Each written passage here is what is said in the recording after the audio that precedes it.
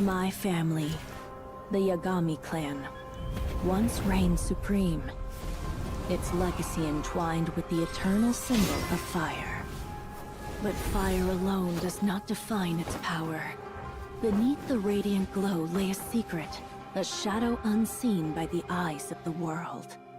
On the day when the flames of our clan were extinguished, my elder brother chose the path of silence, bearing the weight alone. But I swore to fight back.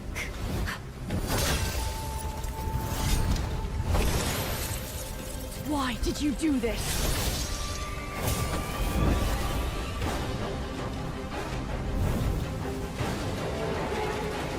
The fire blazes with light, but the shadow fuels the fight.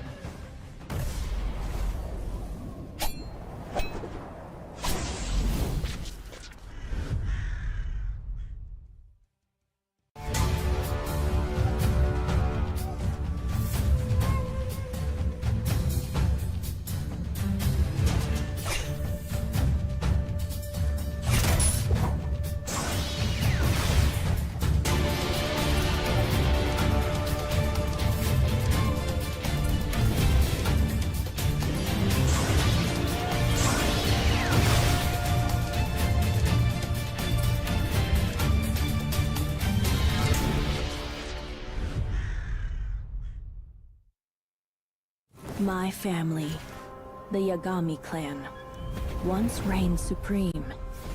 Its legacy entwined with the eternal symbol of fire.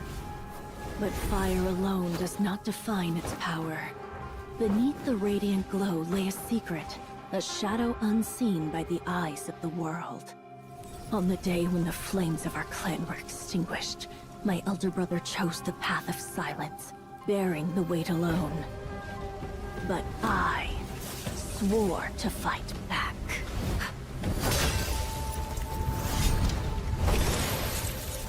Why did you do this?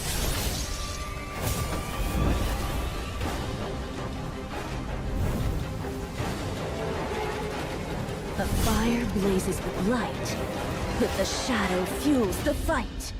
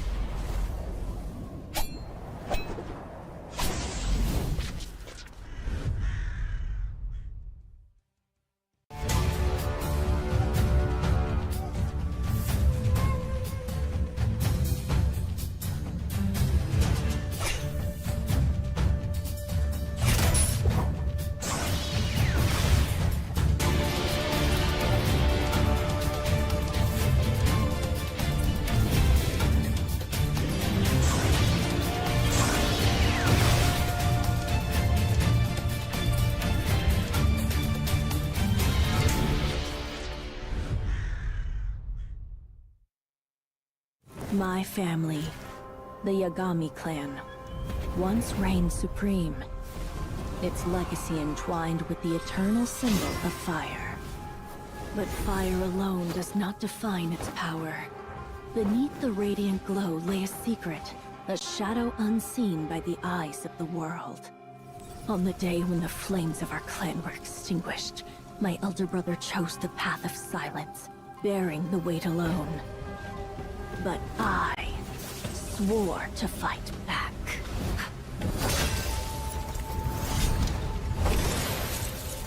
Why did you do this?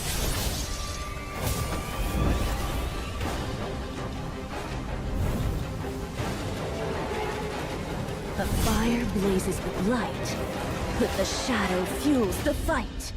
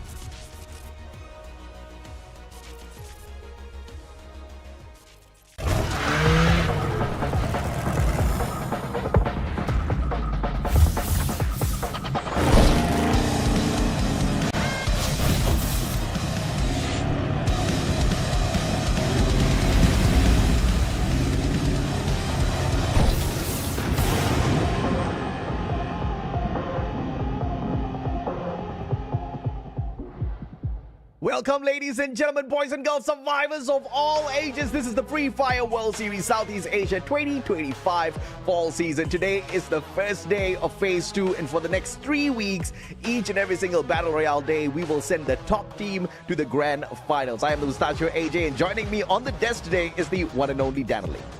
It's gonna be so fire today, AJ, because we get to see all of our favorite teams playing again, and I think we all like seeing these day one play days because you really don't know what to expect in these matches. Like, sure, okay, yes, lots of familiar faces, you know they're good, but sometimes people like to spice things up on day number one, so hopefully we get something extra spicy, extra chilly, extra hot.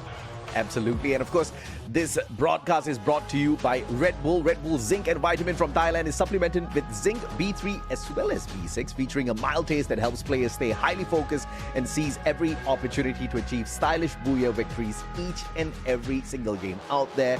And today, those booyahs may not be as important, but of course, they do score you some extra points as opposed to that second spot. And you do want to be on that number one spot by the end of the day so that you can earn yourself a decent break before the Grand Finals, Danny. Yes. Now we do have our top 3 rankings. Now, AJ kind of approaches this differently. You feel these are the top 3 performing teams for today? Yeah, absolutely. I think these top 3 teams are most definitely going to go out there. We're going to see a couple of booyahs from them, a WAG for sure.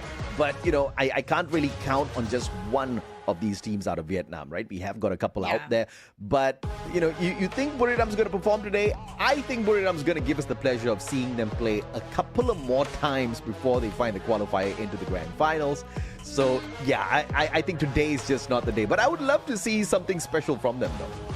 Yeah, so I placed them on here. I feel like it was slightly influenced by their play day for Clash Squad because I was able to sort of cover that game with passion. I mean, I know it's not normal Free Fire, but they looked so on point during their Clash Squad days. So I feel like I wouldn't be surprised if they accidentally rank first. But then again, it's a different day and it's a different game mode as well. So who knows? Maybe Buriram just decide we're going to hang back because we've seen what happened before, right? Yeah. Buriram, unfortunately, they have this illness, I want to say, where if they perform too well, everybody targets them because they've just, for so many years, they've been the team to look out for, and unfortunately, it's just a curse that's kind of chased them even until now. And I feel like I feel bad for them sometimes because it's quite tough to play a game like a battle royale if everybody looks to you if you perform a little bit too well in some of your games. Yeah, everybody wants to target them, obviously, because there's so much of money on the table, right? $100,000 for the champions. That's not even the whole prize pool. The winner, the number one spot grabber, walks away with $100K USD solid. And this is the tournament timeline. We've already completed phase 1 of our competition, and now comes phase 2. And this is exactly what you're going to see today and tomorrow. That's week 3, week 4, as well as week 5. 3 weeks in total, a total of 6 play days.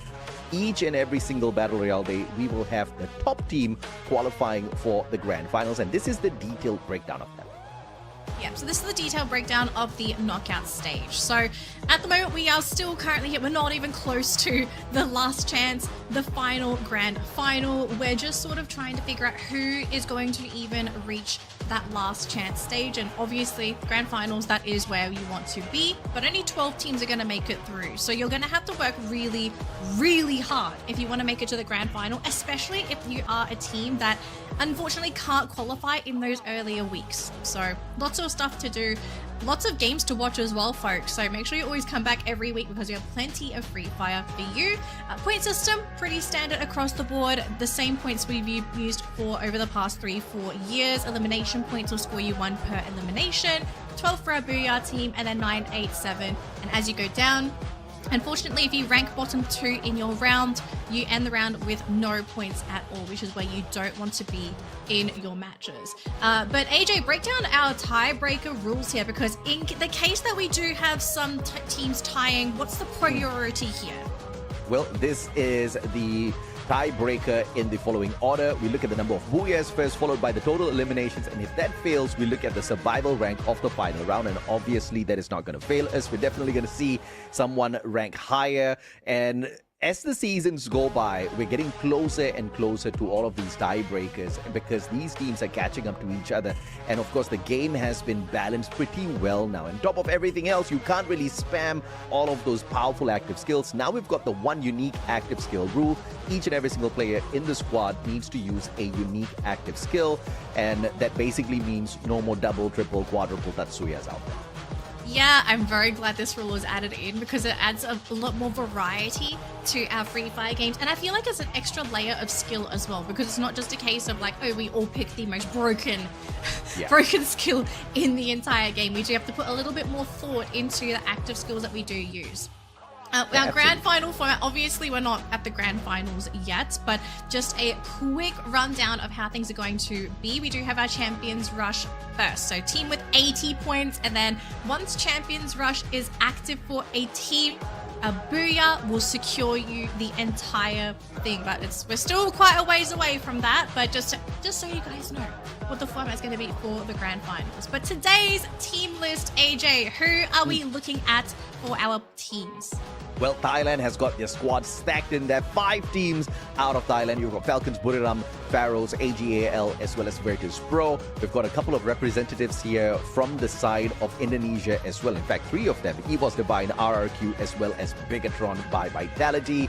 Vietnam has got 3 representatives here. I figured WAG was going to perform decently well, but we cannot put aside teams like PE Esports. But of course, going down to the detailed team lineup here, I think RRQ has been sharpening their skills for a long time now, and this roster has kind of gotten stronger and stronger over the seasons. 18 Deer, one of the more recent additions, hasn't really been able to step up just yet, but when this guy shines, you know he'll be able to clutch out those situations.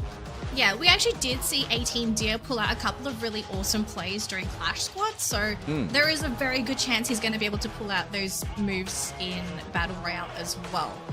Except against Kagendra, of course. I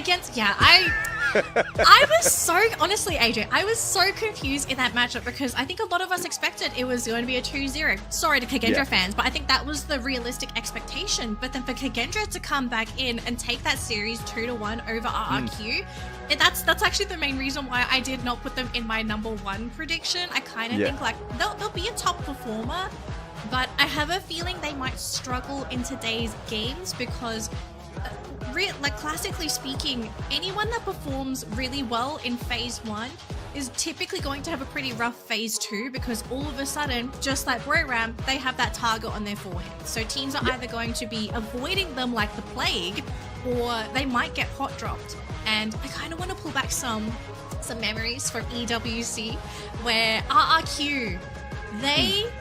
in the situations where they got hot dropped or targeted by teams, they really struggled. Like really struggled as a team. So if they haven't polished up their preparedness for potentially being rushed by other teams, I kind of feel like they're gonna suffer from that in today's games, especially with who's playing. Yeah, Champion Rush hasn't really been the kindest of rules to RRQ ever since it got introduced. They have gotten so close so many times, but they've never been able to close out any competition. This time around, in the group stage, they've ranked at number 1 spot with the most number of booyahs to their side, a total of 6 to their name, and no other team has come close to that, right? The closest one is from Vietnam, WAG, with the 4 booyahs to their name. Team Flash as well, another one from Vietnam. But of course, Flash was nowhere close to the top 12. In the overall grand scheme of things, Team Flash, Heavy, Onyx, Kagendra, Expand, as well as Magna, these are the bottom 6 teams that are not going to be in play today. And the rest of them, though, they do get to compete for that number 1 spot. Once again, here in Phase 2, today's day 1 of Phase 2, that number 1 team for the next 6 days of Battle Royale games will be qualifying directly to the Grand Finals. And the last season, in spring, we saw RRQ grab that first day qualifier in itself. What's to say history is not going to repeat itself once again, but of course, just because you qualify early doesn't mean the championship opens up for you instantaneously. Yeah, and actually, AJ, I kind of want to sort of bring that up as a talking point. Would you want to be one of the first teams to qualify. Because if you qualify first, that means you're kind of sitting on the sidelines for the remainder of the tournament. And wouldn't you kind of want to continue to play, to continue to polish up your team, your coordination? Like I'd consider these like really great quality scrims on top of what they're doing behind the scenes. Yeah, I think it really depends on who's the team that's going to find that early qualifier. If you're one of the top flight teams who are very proficient in finding the engagements and elimination points, teams like RRQ, Falcons, Buriram, you don't need to break a sweat with an early qualifier because that will really suit you well. You can just sit back and watch the movements of the other teams, do a lot of homework, do a lot of analysis, and then in the grand finals, you're just going to be whooping them left, right, center. You know exactly where to take the drops. You know their rotations in and out.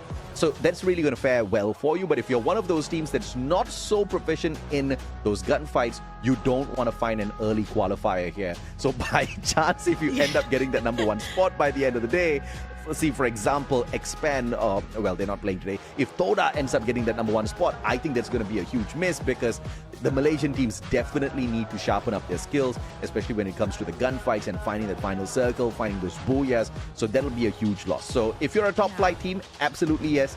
If you're one of those who are catching up, maybe not. Now, which team is going to get the most eliminations, folks? I kind of want you to sort of guess in the chat as well, because the losing team has to do the Jaguar dance while wearing the loser headband. Yeah, that's gonna be a moment, AJ. So.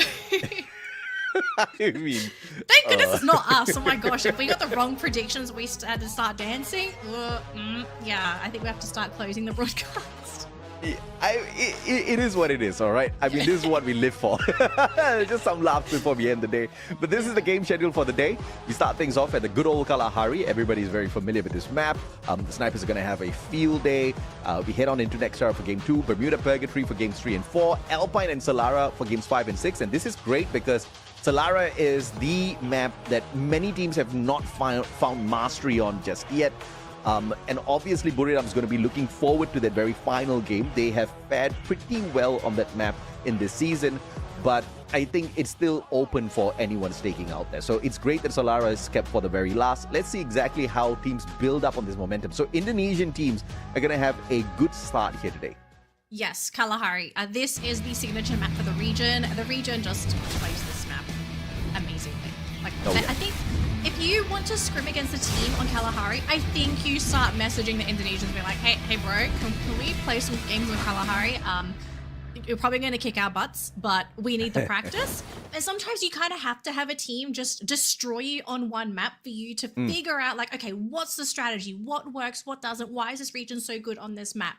But we are going to be flying in here for game #1, folks, for the knockout stage. And we're not starting too hot yet. We're not quite seeing any teams go for any major hot drop. So I think we're going to have a quiet start, unless Refinery is not going to be this point of contention today. Okay. Yeah, very standard Refinery drop coming through here for the side of RRQ. Setting out 18 DA as well as an insurance policy, but it's not going to have to worry too much. Very easy rotation as well with all of those zip lines back onto the platforms to jump back in with his brothers. But for the time being, a great looting opportunity for one of the strongest team, if not the strongest team here on Kalahari, RRQ, who have got the most number of points collected on this map with 2 booyahs to their name. Yeah, so I wonder what the plan is here for all of our top teams. Would they want to kind of avoid RRQ? Because to be fair, it's not just RRQ that's really great on Kalahari. A lot of our top performing teams generally do really well on this map too. So they can also snipe away a Kalahari themselves. But with how quiet things are, I think I would be a little bit concerned because that means everybody is going to loot up. So I guess it depends on where that circle is going to be. But RRQ, I mean, they get the first blood onto Dian from GOW. So I don't think that's a good sign for everyone else in this lobby. Yeah, so they've just got a hit list on him. So they don't know exactly who they've got a hit list on. They just know that there is somebody in the vicinity because recently the hit list got nerfed. So the range of detection just kind of got lessened, right? So you know now there's somebody in a very close proximity to you. So they could go out hunting here. And obviously, if you've got the coda on your side, if you've got the clue on your side, you can, click on it real quickly. You can see Wasana's running that as the active skill card. But It is going to be PE Sports that catches sight of Bigatron by Vitality and not taking too long at all to fire those shots. But Nero bleeding out on the ground. One very dangerous with the AWM. Nolan with the backup, and the Trogon does get the shot in there. But with the time turner, very quickly undoing his presence with the Trogon. Allen gets the counter and instantly backs away. Bigatron left with 2 players here. Really awkward position for Bigatron too, because they're the ones on the ground and PE have the high ground advantage. But now it's going to be Boomerang fighting into another team themselves. It's going to be Todak who just want to get out of this fight. You can tell they do not want to engage. They're just trying to go for the jukes. They're trying to block off the entry points. But I kind of feel like they're setting themselves up to just be taken out all at once. A beautiful play here by Wasana. Gets pressured by the Riptide Rhythm and then Ice Grenade all on his own. Pressures 3 players, but the rest of his team members not close enough for that backup. Get high, a little too slow to the party, but still very accurate on the M590 shots. Gets the quick sneak in and out of nowhere. Gets a double down. And Jonah bleeding out on the ground, but they do not need to worry at all because Get High is getting the job done all on his own. Needs to hurry up now. Breaks down the glue wall. Riptide Rhythm from afar helps the squad out. And Moshi, the demon, will single-handedly play a role there with his Skylar, helping out Get High as well as Jonah, sending in those shots. And that was just an unfortunate engagement from the Malaysian squad. Well, what's even worse, AJ, is that we did not see this on the screen, but EVOS have already been eliminated from the round, which we don't even know what happened over there, unfortunately, but off to a horrible start for our EWC champions. We'll have to figure out what happened later on as GOW are ready to fight into Falcons. Pina going to be leading the charge here for the team, but GOW, they have gone for a bit of a split. They've got a 2-2 split, 2 up front, 2 out back. Now, I am a bit concerned because if you lose your 2 front runners, you don't really have a way to be able to pick them up. So we'll see if GOW can find a way in, but On Fire wants to start firing himself. He does not get the 1 tap. He's going to keep on going into Dian, but Nero's been caught. Oi, what is he doing? On Fire needed to go in there for the shot. Had a moment of lag, but Pina's here for the backup. And On Fire with that follow-up will be able to shut down Dian. Great time turner by Dian, though, just to pull away a point for the squad, taking Kororo out of the equation. But Falcons will very quickly recover from that situation. And GOW still holding on to their own as well. They haven't been eliminated just yet. Yeah, the 2-2 split really paying off for the team there. So, changing perspectives here, folks, to RRQ, who have still stuck to Refinery, just trying to find anybody. But at this point, I think you're just kind of camping out, trying to figure out where that circle is going to be and to determine where you sort of want to move as a team. Because, yeah, they just haven't been successful in scouting. AGAL, moving as a group themselves, not really in the vicinity of anyone aside from maybe PE Sports, but PE Sports they're surrounded by GOW and Cougar. I mean, apparently the cat beats the dog in this situation, although this is not a dog, this is a PE Sports. I don't even know. What animal is that? Is that Cougar? I think it's a Cougar. Oh, wow, I guess you have a player named Cougar, you have the logo Cougar. Okay. Yeah, but of course, Farah has been doing very, very decent in this season. 2 booyahs to their name.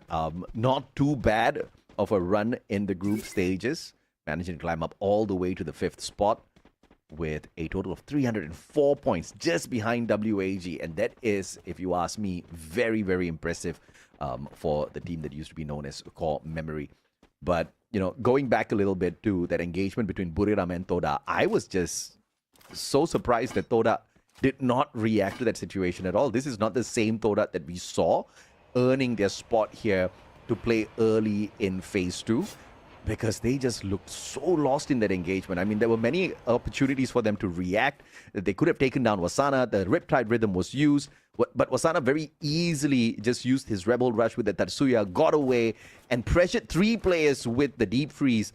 And there was just no response from them at all. And then they just waited for Get High to show up and wreck them. Yeah, I mean, I guess if we try to look at it through their perspective, Cougar's been caught out there by Lauho. Great sniping there from PE Sports, but Cougar will be able to get himself back up, and they have revealed their position. Although they still have 1 player scouting things out here, Nero. he can see them, and they've got to be careful because Nero's doing a really great job just sort of keeping eyes on PR here. So PR, if they do decide to go down, they need to figure out a way to somehow get down without being caught out by PE. Yeah, great positioning overall from PE Sports. So if anything does go south here for Nero, a very quick revival can come on through. The rest of the players can very quickly disengage as well from that situation. But AGAL setting themselves up for a battle here up against WAG. WAG has the better defensive spot. AGAL all piled up into a tiny little spot. A couple of grenades could have wrecked them instantly, but it's Barros that's cooking up that nade, and WAG knows exactly what's up. They back away from that window, not camping in a tight little spot, trying to catch out Cypher X-Ball with the AC-80 almost, but just gets a few clips on them. Oh, and I think WEG, they're kind of panicking now because unfortunately they didn't manage to catch anyone during that initial grab. They will have to pick up Cyrus here, who is on the ground. But I think WEG, because they didn't get the initial clips, they might actually just be taken out here. AGAL, aggressive play already. Oh, but Bigatron's here too. Bigatron just appearing out of nowhere. Dew has chosen to stay out of this fight. He's probably going to be the final survivor here if things do go south. And AGAL, they instantly back away. And that's all thanks to the information given by Dew, who was watching from afar. He saw the Bigatron players come in here for a hot drop.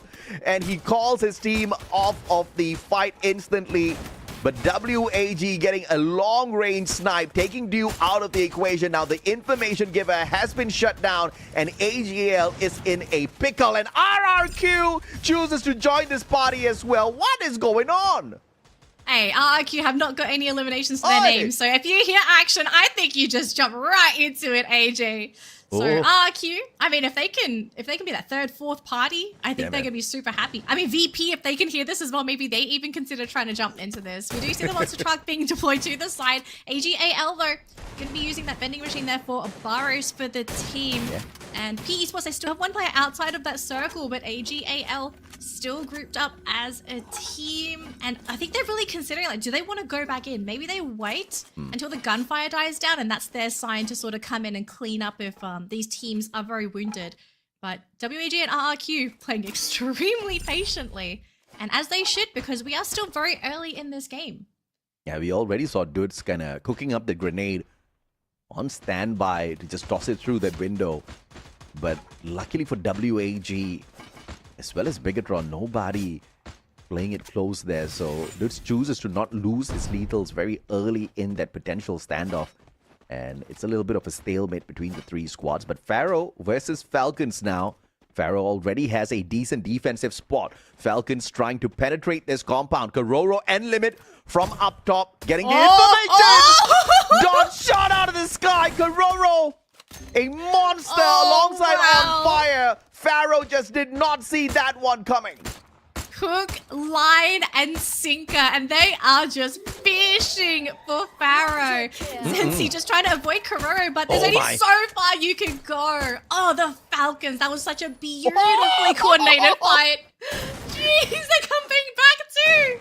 Zenzi, with a sliver of health left on him, gets a triple revival and a M519 knocked out as well. Decent glue walls to patch himself back up, saving the squad single-handedly. Grenade pulls it out at the wrong time. And Pina goes in for the Punisher with the Oscar. Valiant dashes through his glue wall, and that definitely surprised the guy. But what a save from Zenzi. I mean, he keeps Pharaoh in this game, but how far can you go with the team? Like a three-man revive this late into the game, you're going to be running on very little in terms of your inventory. You're basically just going to have to pick up what's left by all these other teams. So Pharaoh, if they can make a good comeback here, that would be a miracle for them. GOW though, running into the hands of Buera and Wasana. Unfortunately, not able to get those one taps, but now they will have to engage. And Demon from the side, caught by Limit. Beautifully done, but Wasana unable to get the knock, unable to steal the knock that came off of the Falcon shot as well. That's a tad bit unfortunate. Wasana has definitely been nerfed. I've seen many players kind of use the cord and use it as the perfect punishing weapon. This guy just hasn't found his rhythm just yet, forcing Get High to do a lot of the heavy lifting this season. I cannot wait for the monster Wasana to wake up again in the competition. Well, I think Wasana might need to wake up soon because Falcons are going to be joining this party as well. And that circle! Oh, that is brutal for Broram and Falcons. So they'll have to fight their ways through together. Meanwhile, everybody else inside that circle. I mean, you're not safe if Moshi's around. I mean, damn, with an AWM. Sensi spotted out Moshi. Super dangerous in the situation. It's got that skyline. That's exactly how Todak got wrecked earlier. Moshi was just sitting like 3 miles away. Shot a double Riptide Rhythm at them, breaking down their defenses, allowing Jonah as well as Get High to find those easy tags. And Todak was just a sitting duck at that point of time. But GOW trying to sneak away, but unfortunately with one player down on the ground, there's just so much they could do with that time turner. Now behind the wall, 2 more survivors on the side of the Vietnamese squad. Oh, hang on, Falcons. They're going to catch sight of Buriram because I think Buriram tried to go for the wrap themselves, but now they're out in the open, so glue walls will be pretty important here for these teams to try and maneuver around each other. But Kororo leading the charge here for Falcons, but little do they know, as they're shooting at each other, they are giving sight to RRQ on where they are coming from as well. But really great play there from Buriram, using the natural cover and saving their glue walls as Falcons try to go for this advancement. And of course, Falcons distracted by Buriram. GOW survives that, and a player from the side of GOW gets the elimination onto Pina on top of everything else. Limit. On fire, down on the ground, bleeding out. Limit flies on in and punished by AGAL Cypher. Kororo, the final survivor on the side of Falcons. Massive points picked up through those eliminations. And the bait was Buriram. And now with their time turner, they're all fine and dandy, recovering before they enter the next circle.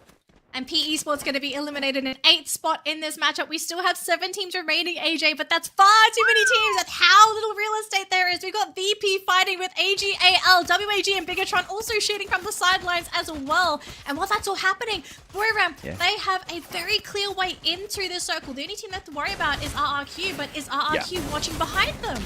I mean, so many of these teams from Thailand, but they're not in a decent defensive spot like RRQ just yet. One of the best readers of the circle, one of the best rotators out there once again from the Indonesian squad. But Virtus Pro just cooking AGAL, player after player. Cypher, the only one left here, but they have managed to cut down the numbers on both sides. Cypher in a 1v2 will not survive, but the damage has been done to Virtus Pro as well.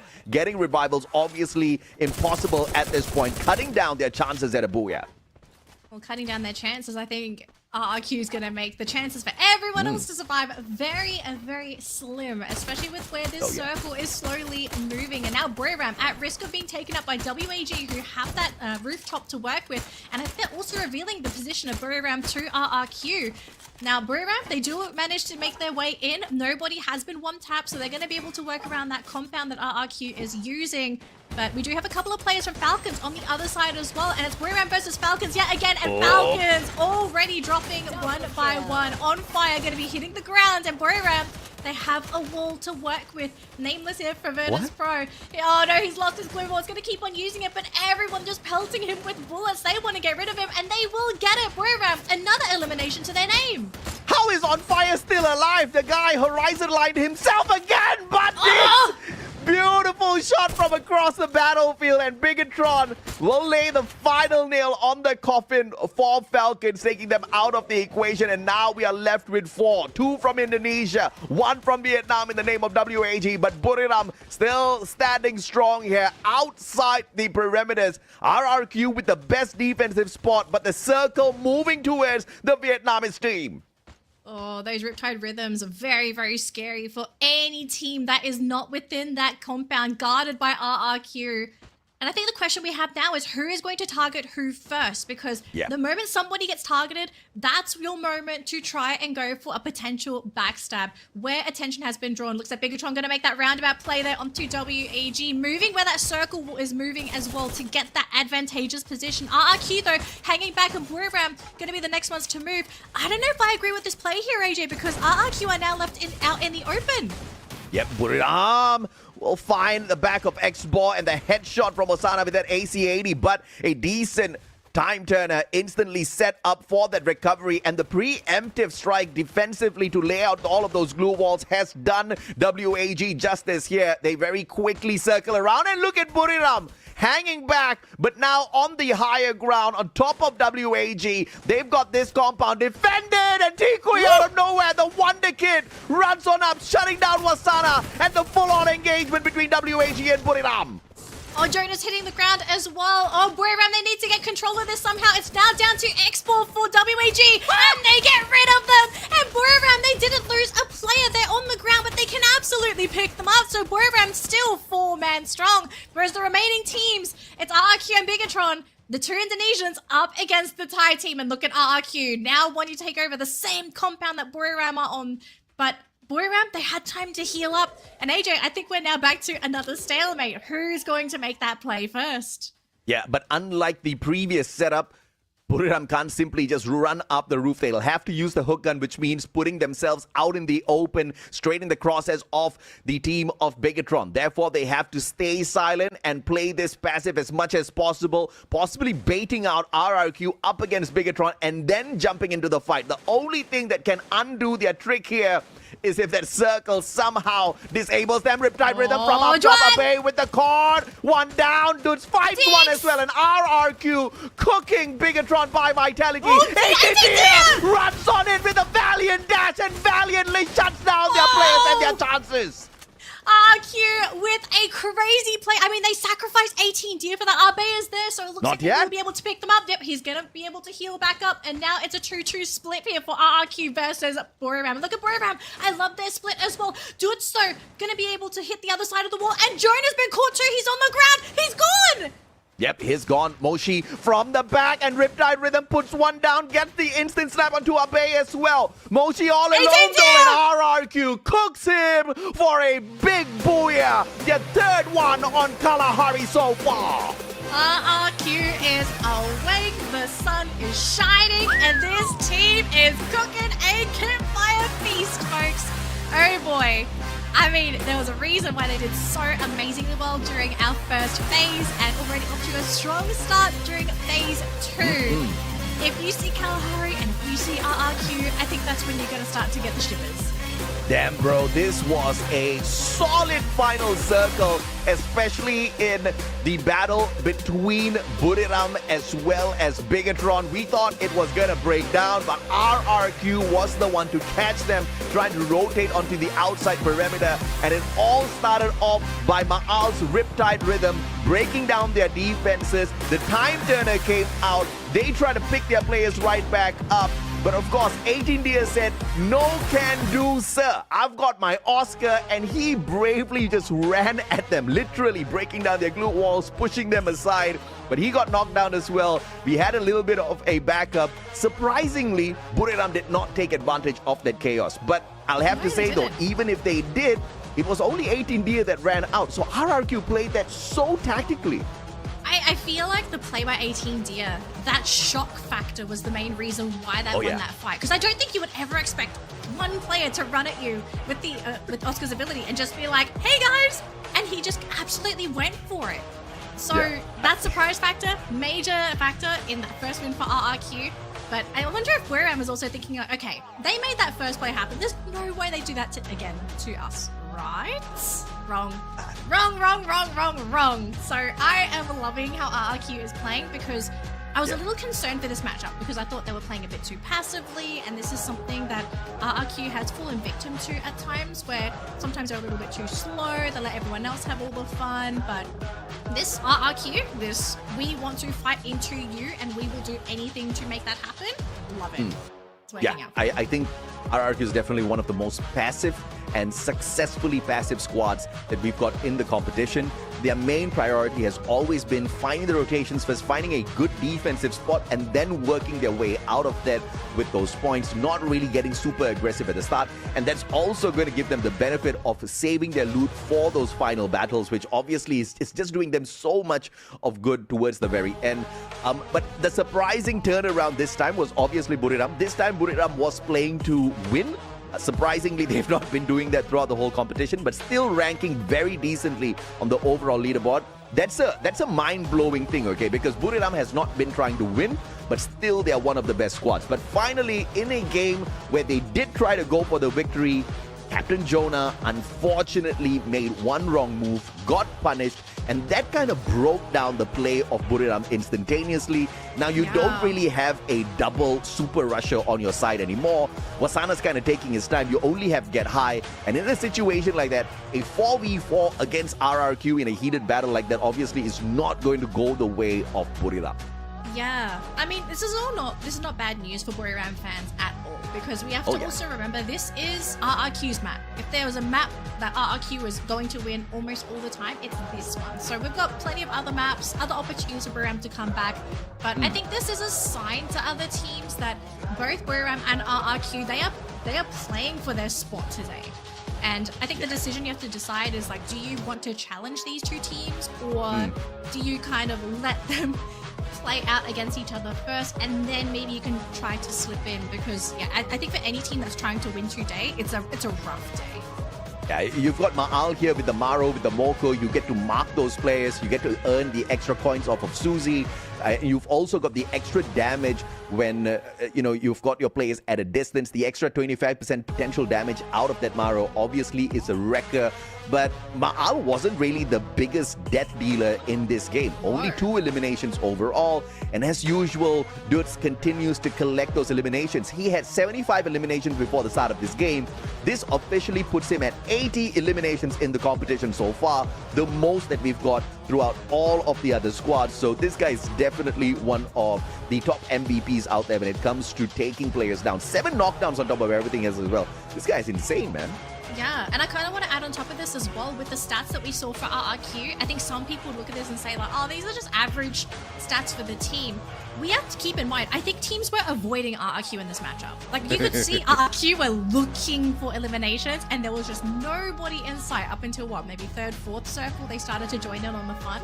So considering that they were still able to pull out decent average numbers, this is all damage and eliminations later on in the game, because they just weren't given the opportunity to play a match that they would have liked to have played. I think if they were allowed to, I think they'd basically get rid of everybody that they saw if they were within vicinity anyway. But match standings for today here, AJ, I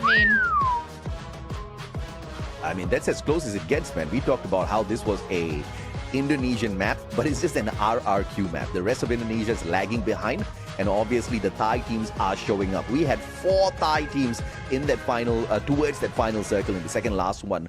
Buriram Falcons, AGL, as well as Virtus Pro. Virtus Pro obviously kind of faltering a tad bit earlier. Up against AGL, they kind of cut each other's numbers down before getting into that final bout, so that was a tad bit unfortunate for them. But Falcons, they didn't even get that far, but they managed to get into the 3rd spot all through those eliminations. 14 solid eliminations, giving them a total of 20 points thanks to the 6 placement points. But of course, towards the bottom of the table, you've got a couple of teams from Vietnam, PE Sports as well as GOW, kind of having a tough start here at Kalahari. But that's not a big surprise for GOW. For PE Sports, that is, because this is one of their better maps. Yeah, I think some people are probably questioning what happened to EVOS in this game. They just got, either they got absolutely, they got rich. They disappeared, I guess. That's probably the best way to put it. We really don't know what happened, unfortunately, because we do not have the player cams in that moment. But I mean, this is probably a bit of a scary moment for EVOS, because the question we have for them, right, is were they also playing to win on this map? Because if they are playing to win today, they are at such a big disadvantage over the rest of the competition, because they are basically a round behind. They have no points to their name. So I'll just put it this way, right? You put a starving man as well as a well-fed man in a room, and you ask them to fight over some food. I think the well-fed man is not going to be putting up as strong as a fight as the man who has been starving. Before the Esports World Cup, EVOS Divine, they were starving for an opportunity to prove themselves, to grab the biggest prize on the table, and they did it. Now they are the ones that are full. RRQ are the ones that are starving. So you're obviously going to see them perform, time and time again, phenomenally well. EVOS, on the other hand, they're chilling. I mean, AJ, I'm very glad you did not let me answer that question, because I had a completely different perspective. And tell me. No, I think this is something that probably stays an inner thought. This is an Okay, inner thought. all right. This is not. It's just your mind voice now. You keep it in your mind. Yes, I think it is a statement. All right, folks. So we are getting ready for our next map, and we're going to be jumping into Next Terra. So there are going to be a few teams that will like to play on Next Terra. AJ, I'm pretty sure you have the stats in front of you. Who are our top contenders for Next Terra? Well, PE Sports, WAG, as well as Faro, they are the best ones here, followed by RRQ and Falcons. So these 5 teams are high potential teams to get in there. PE Sports, they've got some good days and they've got some bad days. They started off bad on Kalahari, so fingers crossed that does not affect their momentum going into this Next Terra map, because they are literally the best here based on their performance thus far. But overall, you can expect to see Vietnam towards those final circles. Yeah. Unless somebody comes out swinging and says, okay, those stats do not matter to us now because it's phase 2 and there is something on the line, which is that split at the final. So, You mean Buriram? yes. Honestly, I do feel like Buriram is a team that might sort of come out swinging and say, like, okay, we kind of, they didn't fumble the ball at all last round. I mean, sure, they didn't booyah, but it's RQ as well. I feel like if there's a map for them to just rip into and dominate, it probably could be Next Terra.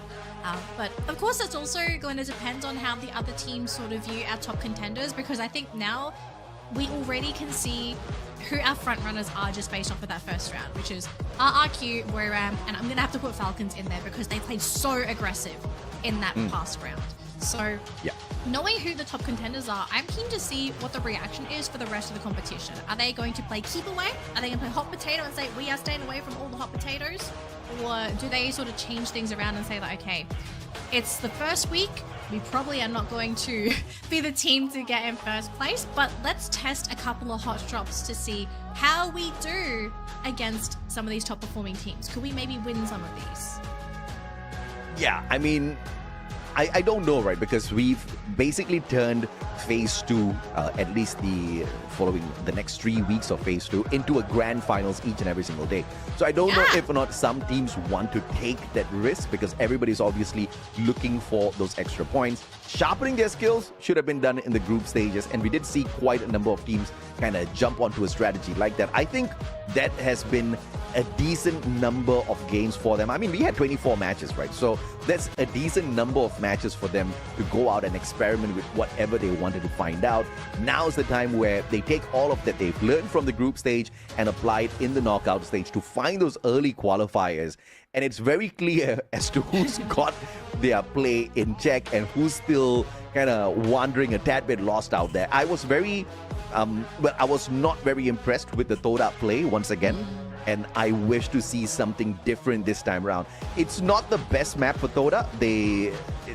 But at the same time, they don't struggle here, right? There's a potential where they do come out somewhere in the upper half of the overall 12 teams.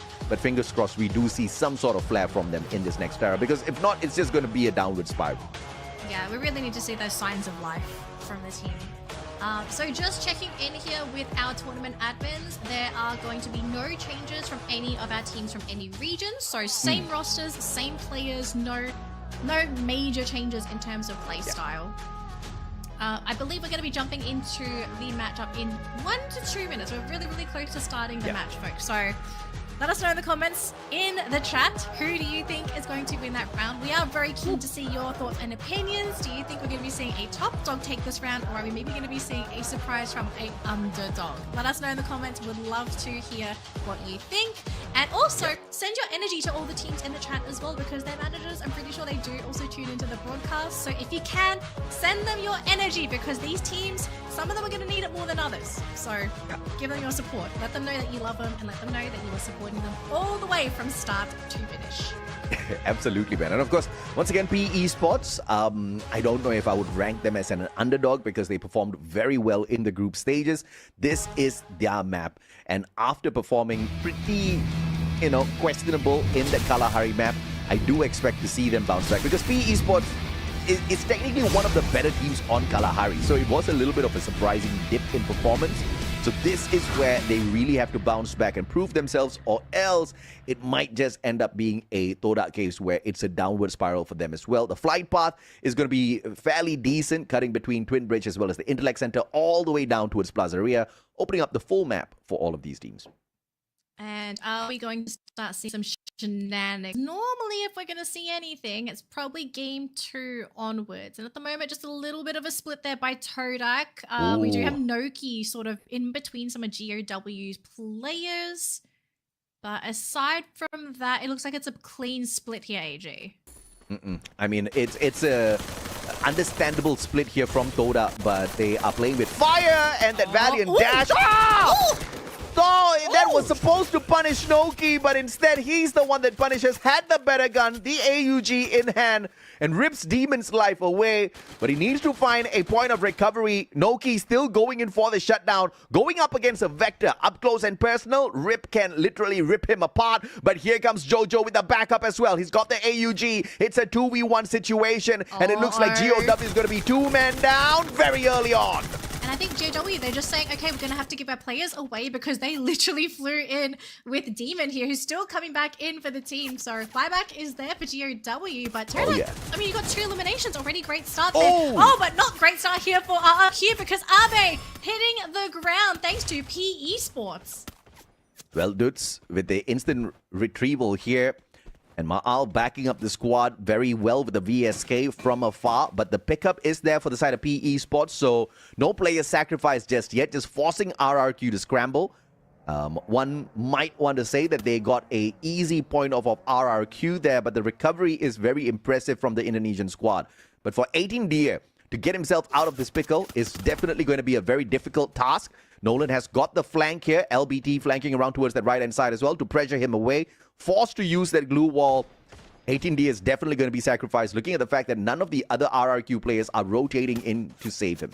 I wonder if they're trying to bait with 18 Deer. Maybe make PE Sports really commit for this 18 Deer elimination. Well, I didn't expect Nolan to get taken down there, but 18 Deer definitely out of the equation. And PE Sports trades away one of their players as well. So it's not really a winning battle here for the Vietnamese squad. They can back away, but the fact is they've taken 1 from each side. So a little bit of a stalemate for now. Falcons flying on in, cutting off any potential here for Zenzi to get away, and Pina finishing him off with the A124 pop. I love the way that Falcons are playing for these first 2 playdays, these first 2 games, AJ. They are so aggressive right off the bat. Already 4 eliminations, and PE, I mean, they're out of the round. We had expectations, but it's just...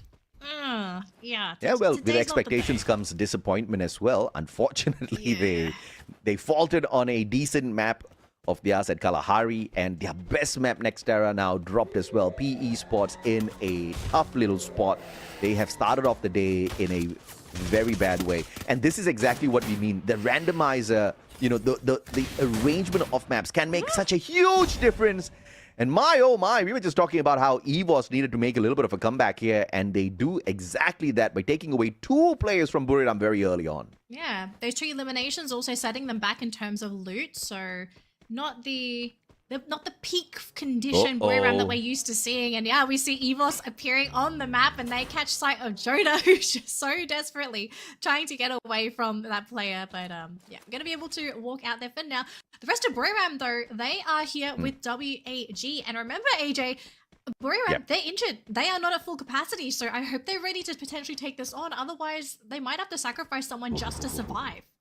And WAG ain't no chump squad. They can wrap things up instantly here if the conditions are right. And Buriram's just trying to, for their very own sake, make the conditions very not right. Dragging them outside of Grab Labs to potentially engage.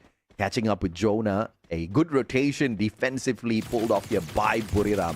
And in the meantime, on the opposite side of the battlefield, you've got Falcons going up against Toda, and Toda do not have a decent playing field. But Faiz could just be the one that makes the difference here on that right-hand side flank. Has the AC-80, but Jojo says hasta la vista, leaving Noki to bleed out there. But it is not Falcons that pulls the point away, it's Bigatron. Oh, whoa. Okay, so we've got a few teams within the same vicinity here.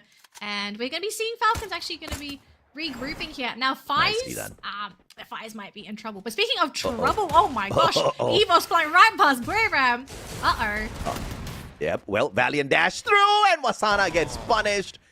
Ray and Rastia, the deadly combo, get high, hoping and praying they don't find him, but this is a matter of time. Ray circling around, spots him out. Rastia gets the information as well. Backstab time, and Rastia, with that backstab, pulls that point away. And Moshi, as the final player left in the game, will hit a double revival, has enough coins here at Farmtopia to hit that double revival. Looking for more, but GOW just landed to spoil the party. But Pharaoh is there for a little bit of a distraction, so GOW is going to have their hands full for the time being. Unless Moshi wants to stick his nose into this business too. Oh, such cheeky plays from Moshi. Oh, wow! What a headshot, Moshi! Deadly as always. He's the only player capable enough to take away points from the other squads, but even though he's all alone, this guy not backing down. In fact, he's looking for a fight up against 2 squads. Hey, he probably knows if he tries to get away, he's just going to get taken out. So sometimes you got to fight those losing battles, and if you miss every shot, you don't take. And Zensi on the low ground here, he has caught wind of another player. It's Alki on that high ground. But instead going to be using going to use the bridge as natural cover. And Pharaoh, do they want to save Zensi? Or are they saying, okay, you're on your own. We'll see if you can make it. And I mean, he's making it so far, but I guess they're just gonna hope that he can make it out alive by himself. No resources used at all. And GAW not even committing resources for this either. I mean, they throw a couple pot shots. Zensi's low. He can heal up a little bit more though. Yeah, it'll be a big loss here if Zensi ges taken down. He's got the AWM in his hands, and it's pretty valuable at a stage like this. Demon. Riptide but Demon Revenge executed perfectly with an AC-80. Dawn looking for a couple of points as well. Up against the Buriram players. Time Turner pulled out. Jonah still struck down.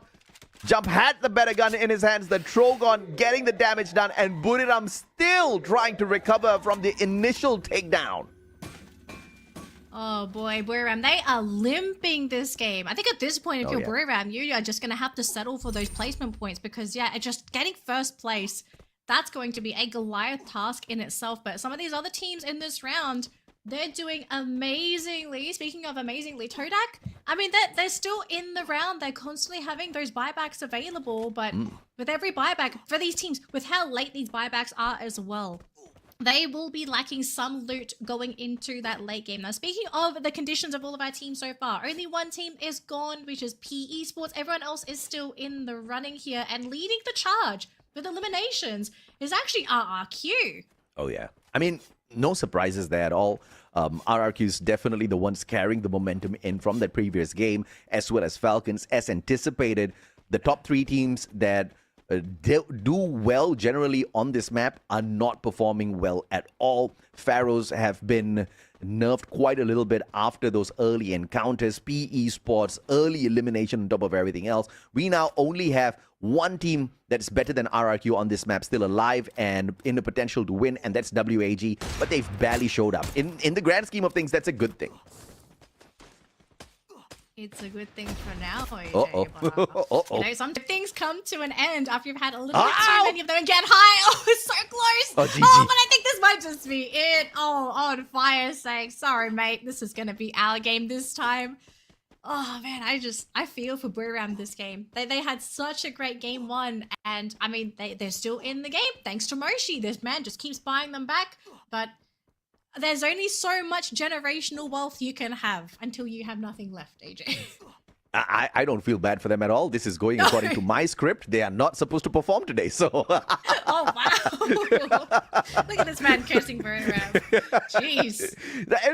It's only because I want to enjoy more games where Buriram takes part in, right? So if they qualify in here today on day 1, I don't get to see a lot of them, and I'm going to be a very sad boy. So yeah, I'm a little bit happier if they kind of stumble a couple of times.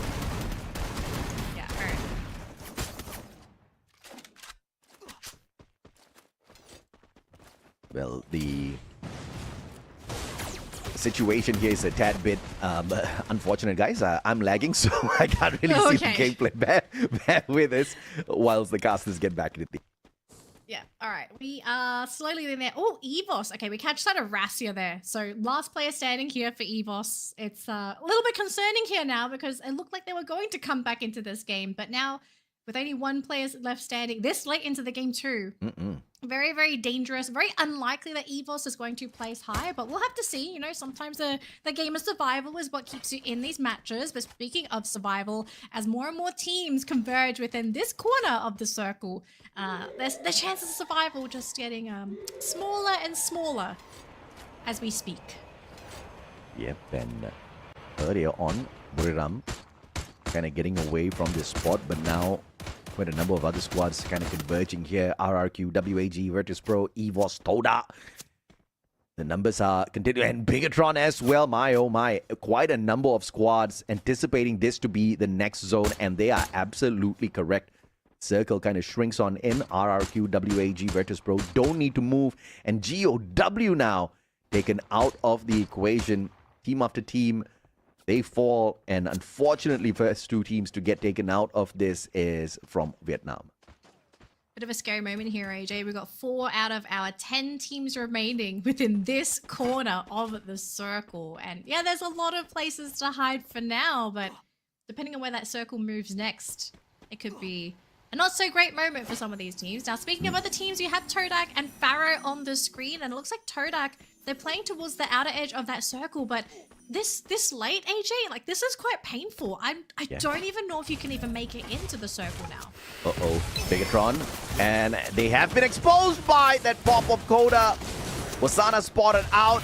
An easy takedown from afar. Virtus Pro getting involved in this fight as well. Oh, and unfortunate for Buriram, they arrived through the circle way too late, out in open grounds. They're landing, stuck with that time turner, saved them a few seconds, but the moment they ran out of it, they started getting shot at from all corners, losing 3 players in succession, leaving only Captain Jonah, who's absolutely broke.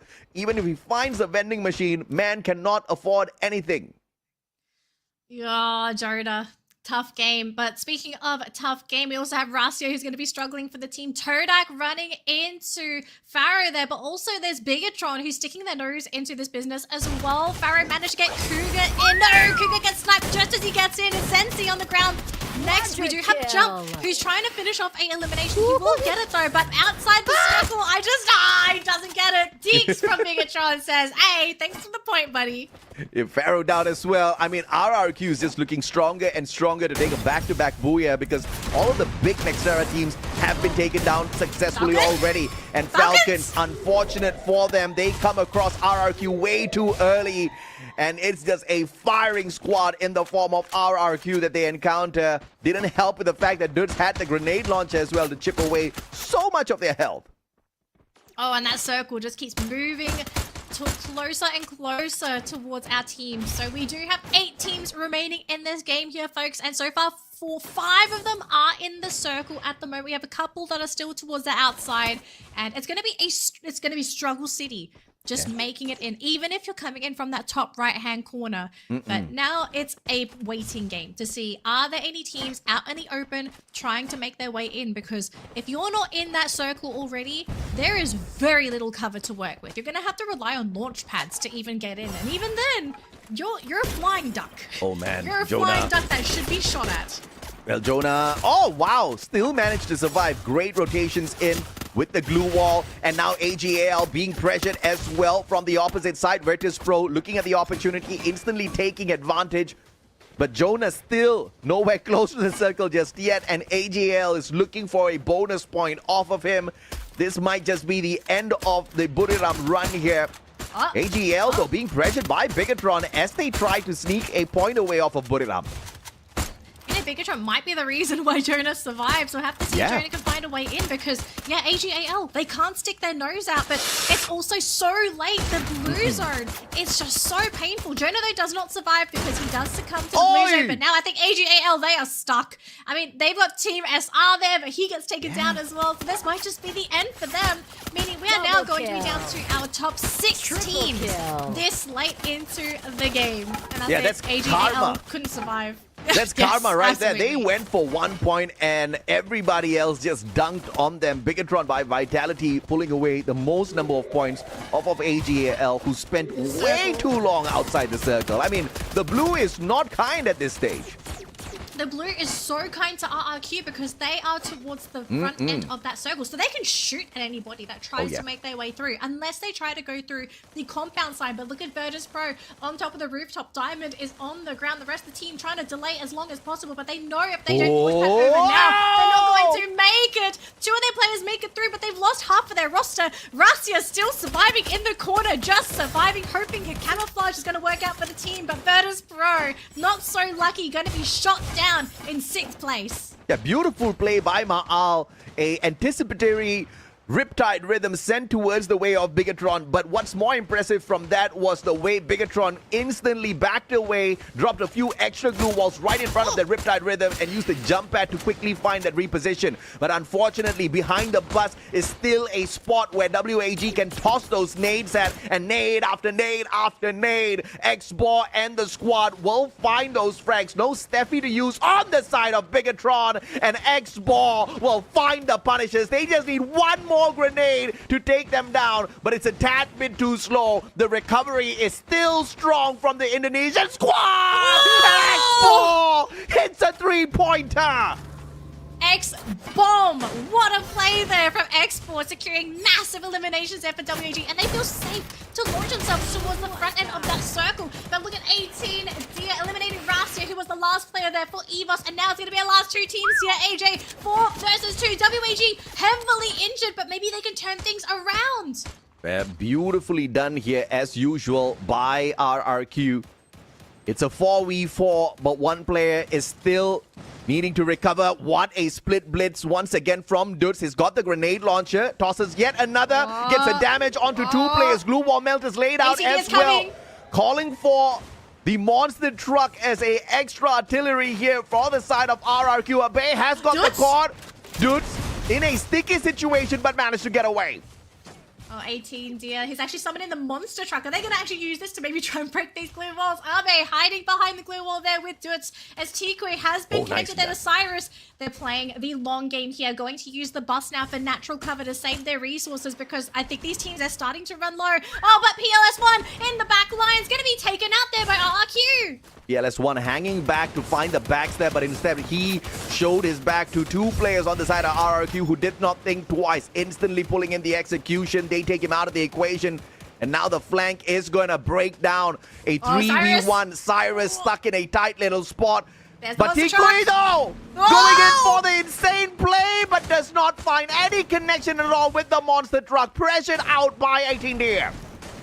Oh no, they've lost their healer there. Now 18 Deer are going to try and go for a big wraparound there onto Export. Tikui's on the ground. This should be it. RRQ. 2 back-to-back booyahs for day 1 of phase 2. If things keep going the way that they are going to lock in their spot in the grand finals right here, right now, today. Back-to-back booyah, and can they make history in the same year on the brand new format to be the first team to qualify to the grand finals? But of course, fingers crossed, it does not happen like how we broke things down on Spring, because they qualified first, but they did not become champions because their brothers Onyx Olympus of all teams crushed their hopes by being the final team to qualify, final team to activate Champion Rush, but the first team to secure the booyah right after. But for now, the spotlight still on RRQ. It has been a great day, and it looks like the game of momentum carries on for them, and the teams that started off with a bad momentum, especially the Vietnamese ones, is still struggling to kind of shrug that off. Yeah, it's been okay. Some people might say it's only game 2. It doesn't matter if it's only game 2. Sometimes it just takes 2 games to rip and destroy and shred your dreams into little itty bitty bits of pieces.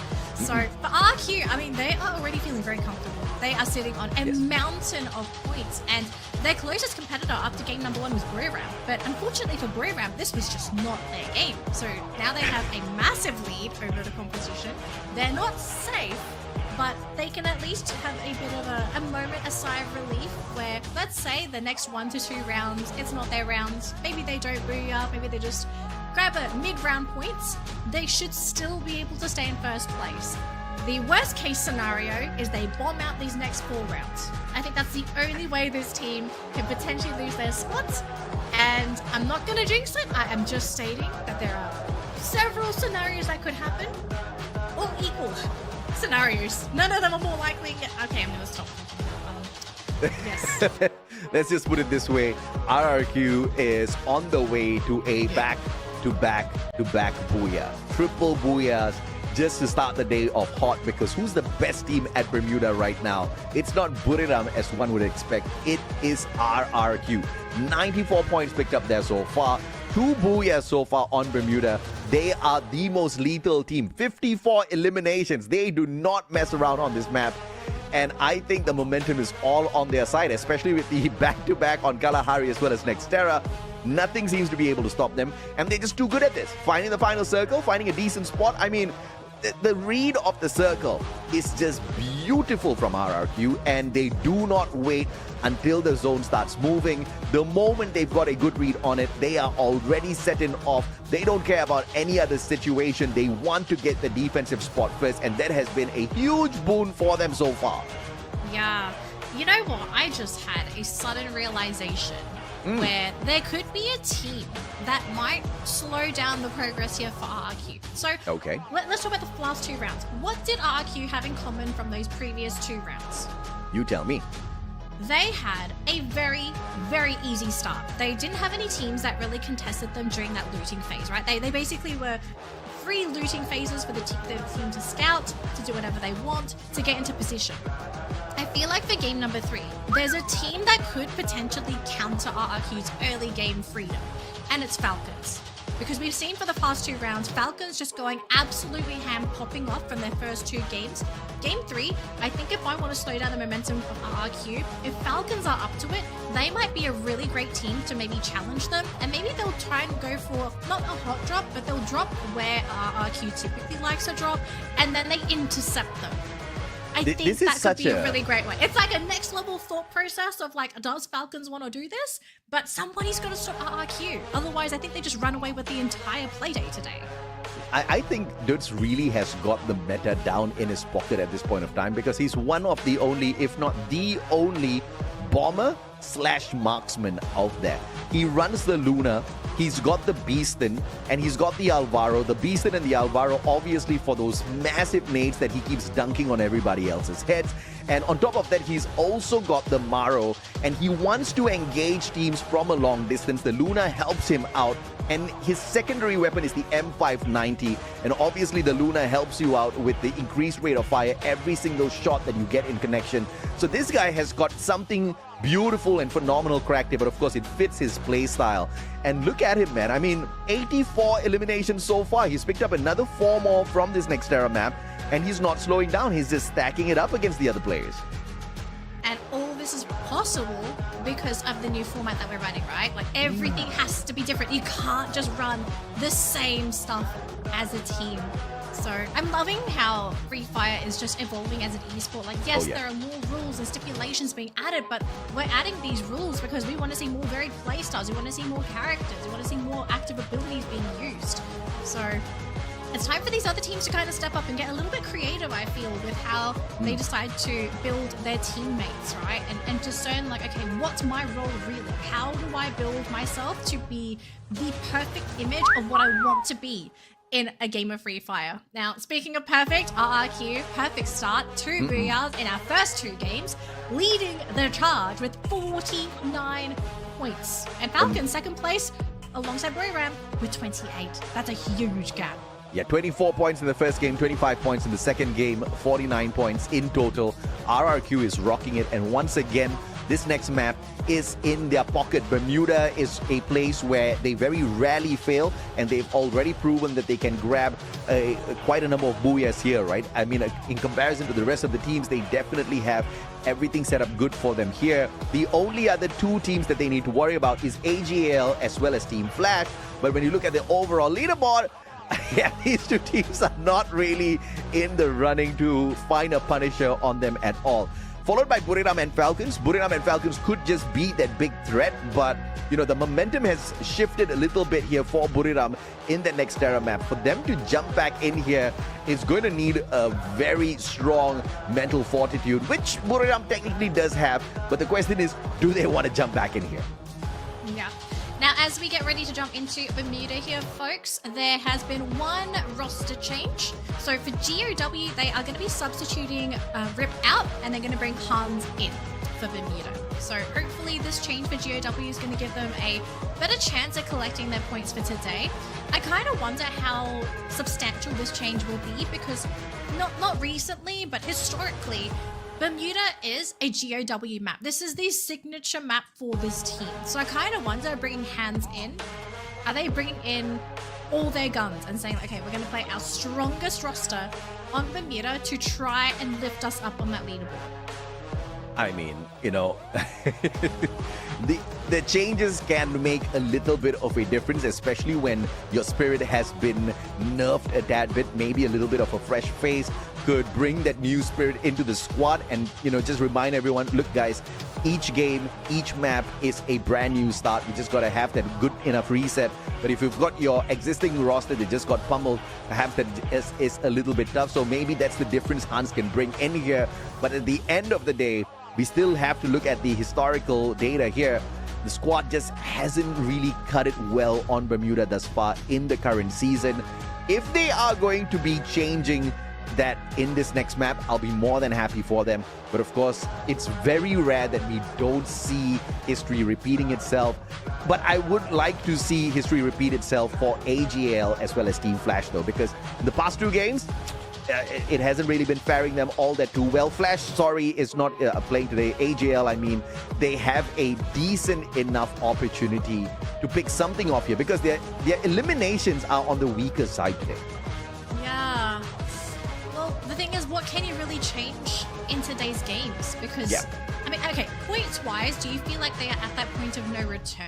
I feel like they still have a chance, but it's like they have to step up for the next 3-4 games to even have a chance of being in the running in the first place. So it's a lot. Yeah, it's definitely a lot, because you're going up against RRQ, and this just happens to be a map where they usually dominate on as well. So not only do you have to perform well, you got to hope and pray that RRQ somehow hits the ground running and breaks their foot or something, right? Because something needs to stop RRQ, because if nothing stops them, then regardless, even if you do perform the next 4 games and RRQ performs as well, you're still not going to get the number 1 spot. And number 2, number 3, yes, history doesn't really remember them, but as far as today is concerned, they don't matter. Only that number 1 spot matters, and that's what RRQ is looking for. Yeah, so my eyes are on Falcons. I have a question for them. Are you willing to risk the biscuit for the rest of the lobby and challenge RRQ? Because at the moment, based on how these teams are playing, I only see Falcons being the team to have the confidence to head on take RRQ in a 4v4. So we'll have to see. I'd love to see it. But again, I mean, Falcons, they have their own agendas, right? Their own agenda is to grab their own points and to climb up that leaderboard. And I mean, they have the same, they have an enemy in common with Buriram, RRQ. I don't expect them to team up and take out RRQ, but someone's got to do it. And I don't think it's a good idea to wait for someone else to do that job for you. So better put your fate in your own hands. But already, I mean, with the double booyahs here for RRQ, I'd be terrified, regardless of who I am in that lobby. Yeah, no doubts at all. Team Falcons, though, on this next map, are they going to be the most confident? I would say no, because this is like their 4th best map, which means they're not going to look to get cheeky. But who might try to get cheeky is Buriram. Play a head-to-head between Moshi as well as Zenzi. 7-4 eliminations, 6-4 rescues, 4K versus 2K on the damage. Obviously, we know who's taking the prize here. And Moshi is just phenomenal, man, especially with the new hairstyle. He's been rocking it. Oh, he looks cool. Like, really, really cool. Oh, man. I swear, every season, Moshi just rocks a new look, and everything he looks great. Really, and of really course, great player. The broadcast, ladies and gentlemen, boys and girls, both the spring as well as fall season is brought to you by Red Bull. And Red Bull Zinc and Vitamin from Thailand is supplemented with Zinc B3 as well as B6, featuring a mild taste that helps players stay high as well as focused in each and every single game out there, achieving stylish booyahs match after match, achieving those victories which are so crucial to grabbing that #1 spot. And we've seen Vietnam do this quite a number of times, and obviously RRQ has taken a page out of their playbook. They have chucked down quite a bit of Red Bull today. I was going to tell all the other teams, I think if you haven't already, you got to crack a cold one, get some of that energy in before you jump into Bermuda, because if you haven't already, you kind of need every advantage you can get. I have to say, sometimes just having that little bit of extra caffeine, it helps with the focus, especially with how focused you have to be in this next game. And it's Bermuda, folks. Everybody knows how to play this game. We were all born on it. This is the map we all know and love. And I do suspect this one to be a very fast-paced one as well. So let's see who takes the lead first as we fly on in through a dead center flight path from the west to the east. Yeah, kind enough flight path here, moving on through, allowing the teams to kind of spread out very equally, not really putting anyone in a bit of a pinch. And RRQ, as you can see, dropping into Ribnam Village as well as Hangar. And this is going to give them more than decent enough loot. And they've gone in here for a 2-2 split. So even if things do go south a little, they've got a little bit of a backup. And if things do go south for one of their duos, the revival isn't going to be too difficult at all on that split. But Bigatron versus Falcons, though, a tad bit unfortunate. Riptide Rhythm being dropped down. And obviously Falcons are picking up 2 easy points here. But Bigatron up on the roof, looking for a little bit of revenge. Bigatron, they launched themselves onto the rooftop as well. So, this is a very confident play from the team. They do have someone hanging back for the revives if they do get taken out. But I don't know if Falcons is a team you really want to try to take out. This is the team that wants to fight early. Kuro, though, going to be losing that gunfight. Though Tina will be able to get the revenge there and knock down Kyong. So, that knock him, Kuro, nothing too lethal yet. And, okay. Yeah, Bigatron is just playing a game of revival here. So Kyong gets the instant revive. And obviously the final survivor on the second floor is not going to be able to sneak himself away from this sticky situation. In a 1v3 potentially now, but out of the window straight onto the roof. Juan has to use his time turner, but obviously he was going to get taken down anyway, so no use saving that. It's taken out of the equation, and Bigatron once again with the instant revive to stay in the game. Well, at least they do have a lot of vision to work with, so they know roughly where Falcons are going to be. We have Buriram on the screen right now, looking to hunt down players themselves, and they did catch a vehicle drive out of there, and it's GOW, but Buriram may be feeling a little bit too out in the open, and actually going to have to take out that drone there, so they have been scouted out. This is not going to be a surprise at all. So, just back, retreat, find a place to hide, and I guess regroup as a team and figure out where they want to go next. The GOW makes a little bit of a U-turn here. This could turn south, but Virtus Pro trying to shoot down PE Sports, who were too smart to show up on the other side of the bridge. They just park down below, and potentially going to be waiting out Virtus Pro here as Diamond tries to quickly reposition so that he can find a decent angle to find the connection on the shots.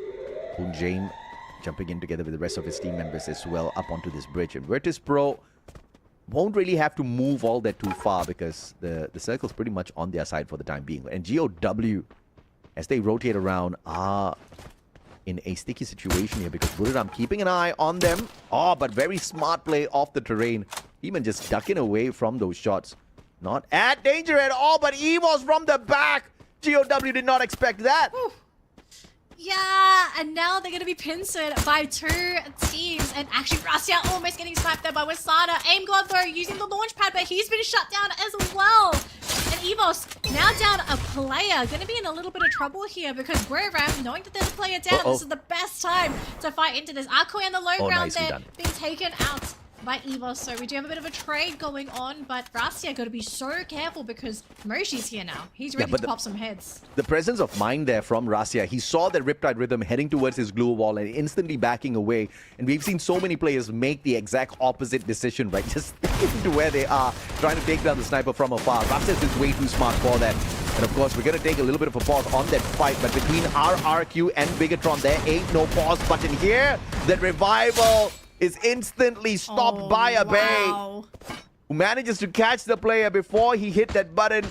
And one final survivor from the side of Bigatron, trying to hope and pray that he does not get found out there.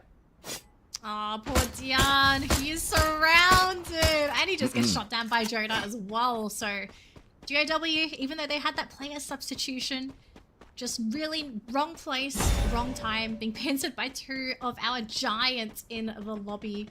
And we did see that very quick perspective of RRQ, and I mean, they've got 3 eliminations under their belt, AJ. They are not being contested at all. Bigatron tried, they failed, and I'm a bit worried we're going to be seeing that orange snowball yet again. Always nice to have a rich friend. Koja just buys back his full squad, no questions asked. Not asking them to repay any favors whatsoever. Ikui. Oh, what a connection. Faiz though. Oh, my goodness. This kid is insane. And they're going in for the instant chase, looking for that extra point. We'll catch up with them in a bit. Pharaoh, on the other hand, looking for the player on the side of AGAL. Cypher, low plasma gun in the hands of Jump. And he will find the final nail on the coffin for AGAL. Was supposed to recover in this game, but instead they are the first ones to falter. I think this might just be it for AGAL. I just don't see a way for this team to be able to get that first spot for today. So I think for the rest of the day, if you're AGAL, I think play with no expectations, but play with the intention to learn and get ready for tomorrow. Because, yeah, I like today, the odds are very low, but if they can learn the patterns and the play styles of the other teams, then they're going to... Don't! Oh, it's a bit late! Reaction time is key.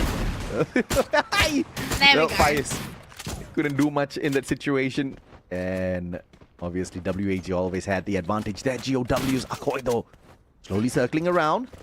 Falcons from outside pressuring them, so GOW, and obviously Akoi is looking for that vending machine and gets scanned out by the Dinoculars. Falcons know exactly where he is. Peroro on the flank. Yeah, couldn't get away, and timing was key there for the AC-80 takedown, and Falcons looking so much more sharper on this Bermuda map. Looking a lot sharper. Although I have to say, I kind of felt like they were going to be more aggressive on Bermuda, but maybe they're also just restraining themselves. Because we've also seen them get a little bit too aggressive at times, and they lose placement points because they try so hard to grab all these eliminations.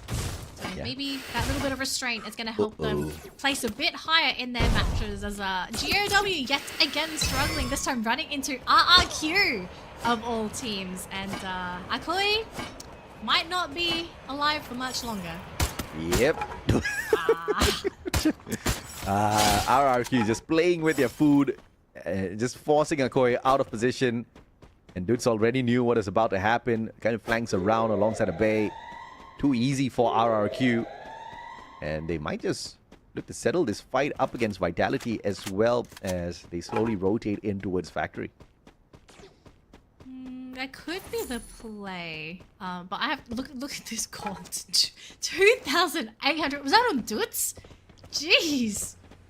Man is rich.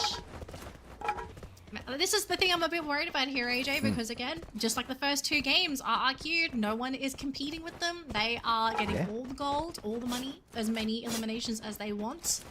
And it just seems like it's going to continue going on this way, whereas everyone else, I mean, they are all fighting amongst themselves, but I hope they're ready to deal with this giant of a team like RRQ.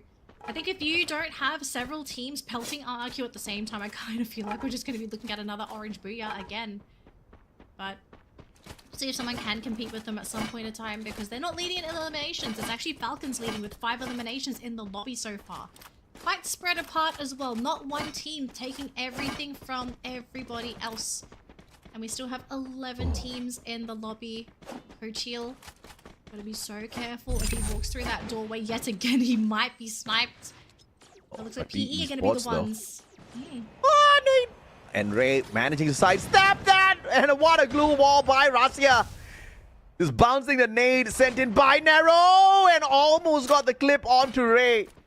Everything's going wide thus far. Nero not lucky just yet with those lethals. LBT on the flank from the right. Looking for at least one here.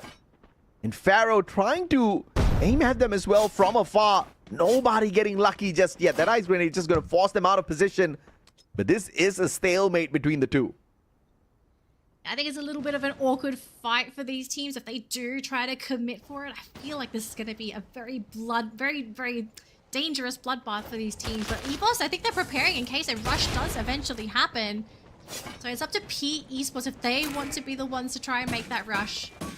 Because if it doesn't happen anytime soon, then they're probably just going to wait and see where that next circle is going to end up going. And yeah, I think we're not going to see any movement now. I think this is where both teams just sort of camp out and see if anyone else gives them an opportunity. Laho, that was very close. The next circle is going to be pretty crucial. And quite a number of players thinking that it's going to land somewhere between Kota Tua as well as Peak. And it is land exactly there. And a great rotation as well by Buriram. So they don't really have to move all that too much. But Falcons maybe looking to take them out of the equation here before entering this next circle. There is another squad outside and behind Buriram as well that could pose to be a huge threat. But let's see what happens to Buriram this time around. So now we have RRQ hunting around, sharing the same compound with GOW, who are on this rooftop, I believe. And oh, Demon, he is going to be spotted there by RRQ. So unfortunately for GOW, if they move the wrong way, we know Dutz wants some blood. This man is hungry. He is so hungry. He's ready to take anything. But Yeah, it's such a tight spot. Such a Getting the tight hit list spot, there, AJ, yeah. and limited compounds now. Like very little resources. You have to fight for those resources now. And of course the circle is just squeezing everyone in on the 11th minute, 11 seconds, 11 more teams left in here, but full squads, 44 total players. And that just means this is about to turn into a party at Bermuda. High ground taken by GOW, great rotation from them. Falcons are going to be pressured here because Toda looking for the rotation in, and of course RRQ may just show up on that roof as well shortly. So GOW needs to watch out. And if they do get up there, Falcon's going to be in a lot of trouble. Yeah, Diane's been caught there by Falcons. So GOW, even on the rooftop, they're not safe. But now everybody's kind of waiting now, AJ. They're trying to figure out, okay, where's this next circle going to be? I'm not too keen on the position held here by Toda. Playing a huge risk, and if they want, they have to take the spot of Falcons away right here, right now. All right. Where is it going, AJ? My goodness. My gosh. A great spot held here by Team Pharaoh, so they don't really have to rotate all that too much. Falcons up against Toda. These teams need to move. 29 seconds, not just to make your decision, but to make your move and to find those eliminations as you get into the next circle. Pina finding the connection, and the Steffi pop at a timely manner, but Toda's not really looking to toss those nades in just yet.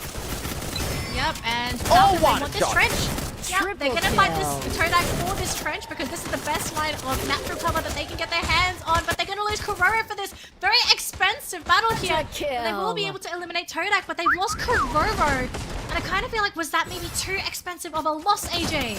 Oh, GOW was the biggest winner in that engagement, and Pina gets the revenge. This is what you get for sneaking away our points, but as they fly on in, the recovery instantly pop here by GOW.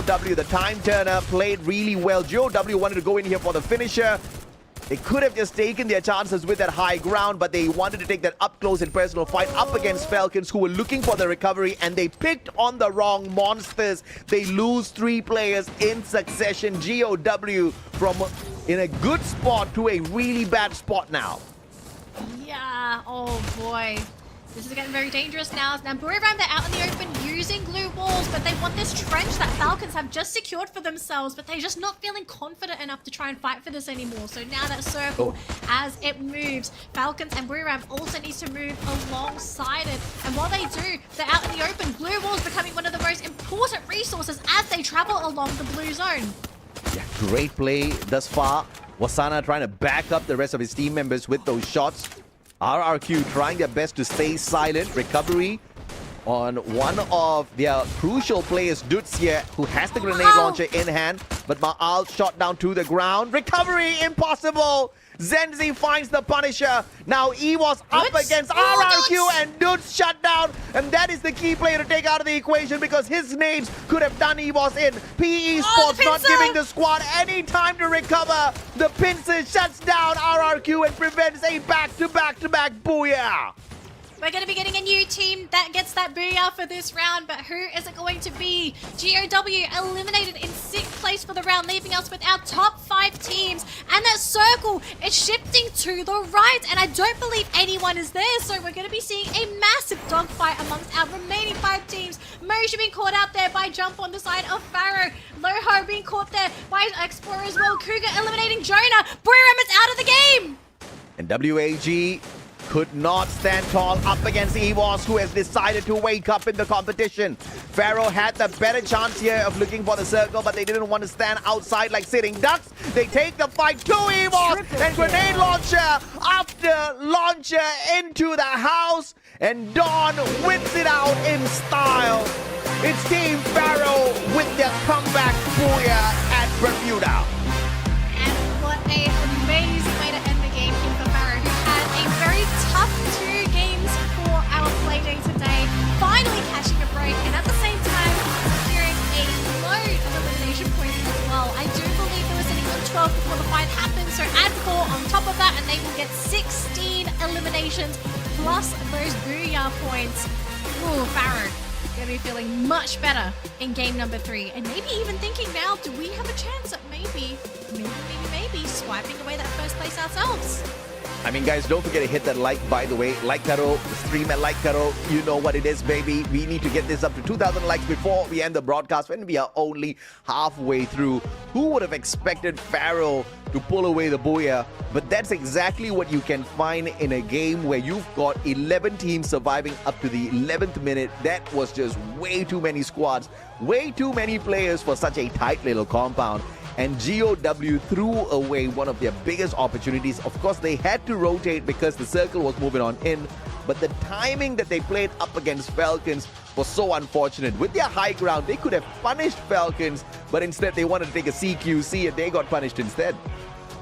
It's probably nerves, you know, you think you're making the right play, and with just so many factors, like the more teams and more players are within an area, there's so many elements that you just don't have control over anymore. Whether somebody decides to third party, whether somebody decides to launch themselves in. So unless you're the one making all the calls in that match, it's just, yeah, sometimes you have to take those risks. You got to make those risky plays. I mean, I feel for GOW, this was supposed to be a map where they have their redemption arc, when they can put themselves back up on that leaderboard. And I mean, I think they did the best with what they could. It was just too many external factors that really limited them from being able to play their absolute best. So, I mean, I hope they have a plan for these next 3 games, because there's no more Bermuda. You've got other maps that you have to play. And are you confident enough to get those points on those maps? We'll have to find out. And the right elements need to play its own role for that final circle battle in order for you to pull away the booyah. And obviously Team Pharaoh had the right weapon in their pockets. That grenade launcher in the hands of Dawn. The team barely needed to do any work. You know, no glue wall melters, no Riptide Rhythm, nothing. It's just this guy pumping in lethal after lethal, nade after nade, getting those clips, and of course the wipeout. A tad bit unfortunate for RRQ that got pincered by 2 squads as they try to make their way in. And obviously at one point of time, if Dudes had been a little bit more proactive with his own grenade launcher, he could have been a world of difference for the side of RRQ. They would have been able to snuff out the team of EVOS, but EVOS just didn't give them any room for that at all. Those glue balls were played really well, and they disabled their big brothers RRQ from walking away with a triple booyah to kick this day off. But of course, at the same time, they put themselves in a little bit of a pickle as well. They could not walk away with their own booyah.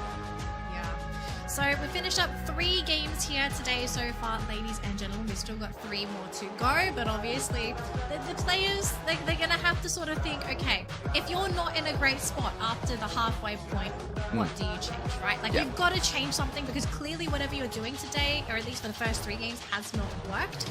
And for the teams in the front, what do you do to stay in the front? Do you continue doing what you're doing now, or do you maybe consider changing things up? Because obviously we're going to start seeing some teams adapt, because they've already got their eyes on, they know who's the strong teams, who are the ones securing all the points, who do we need to shut down, who could we maybe even harass. Sometimes in tournaments you start seeing these teams that are struggling for points, they will harass the other bottom performers to get those cheeky points in and to push themselves up that leaderboard.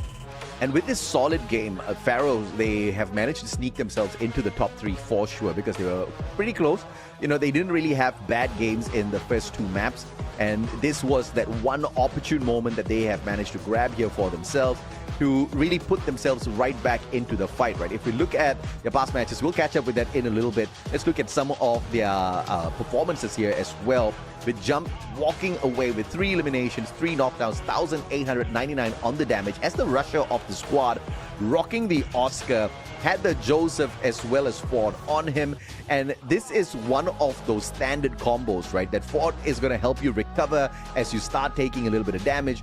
And Joseph is just going to negate any bit of those debuffs that you do encounter in the fights, which allows you a little bit more leeway up close and personal. And the man actually walks away with 10 solid assists thanks to that. 10 assists. I mean, it doesn't matter whether you get the assist or the knock, right? At the end of the day, if your team gets the eliminations, that's all that matters, okay? A kill's a kill. So you gotta grab those points wherever you can. But, okay, I kind of want to ask you here, AJ, like, what do you feel for Pharaoh?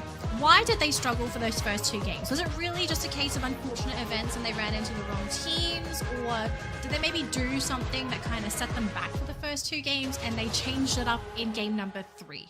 Yeah, early engagements were the main reasons why Pharaoh fell in both Kalahari as well as Nextera, because they were getting eliminations, but they were getting eliminated way too early, therefore unable to collect those placement points. But this time around, they stayed silent all the way until the mid part of the game, where Chaos kind of broke free. They were also in the right place at the right time to pull away some decent points for themselves, kind of playing through the periphery, not getting involved in some of the bigger team fights.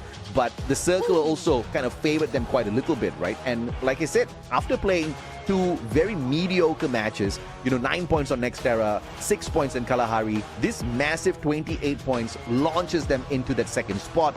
And now they are in the running to qualify for the grand finals early. But of course, knowing Pharaoh, the lack of consistency, I'm not really going to count on that all that too much. But I hope they can keep this up though.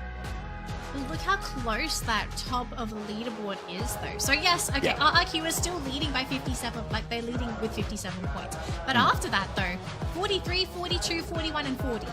Like the top 5, 2 to 5, absolutely within reach. I kind of feel like EVOS might be getting a little bit too far to compete for that first spot, but I mean, Pharaoh, Falcons, WEG, and Booyah, I think if you just have 2 to 3 more great rounds, and I think at some point you also have to say RRQ kind of need to fall down in one of these games, the door is still wide open for anyone to take that first spot today. So if you're RRQ and you're an RRQ fan, I think you want to start feeling a bit scared now. You need to basically ask RRQ, hey, you guys gotta perform for these next 3 games. You have to be top 3 for these last 3 games. If you're not top 3, I think if they even finish in the middle of the pack, I think this might slip away, that first place. Yeah, unless you want to pull a Pharaoh and get a massive game right after this.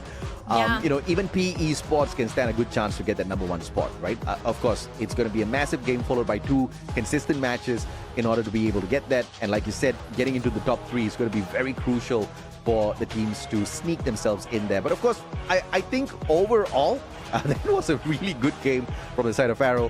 But the other teams have to use them as inspiration, right? After kind of doing really badly in the first two maps, a comeback is still possible. And if Faro can do it, the other teams definitely can catch up as well. Yeah, but also you have to think, RRQ, somebody's got to deal with this team, or you kind of hope maybe they just do very badly on one of these three maps. Actually, statistically speaking, AJ, for our last three maps, which one is their weakest map, statistically? Let's keep that one out of the question for the time being, because if you look at the other teams, for example, Falcons, statistically, Alpine Solara, they do really bad there.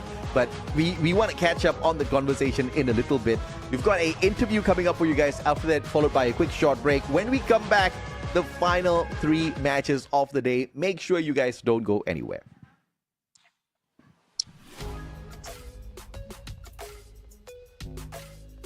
All right, survivors. We're halfway through the games today, and as per usual, we're gonna have a bit of a conversation with one of your favorite players. And this time, it's coming from RRQ Kazu.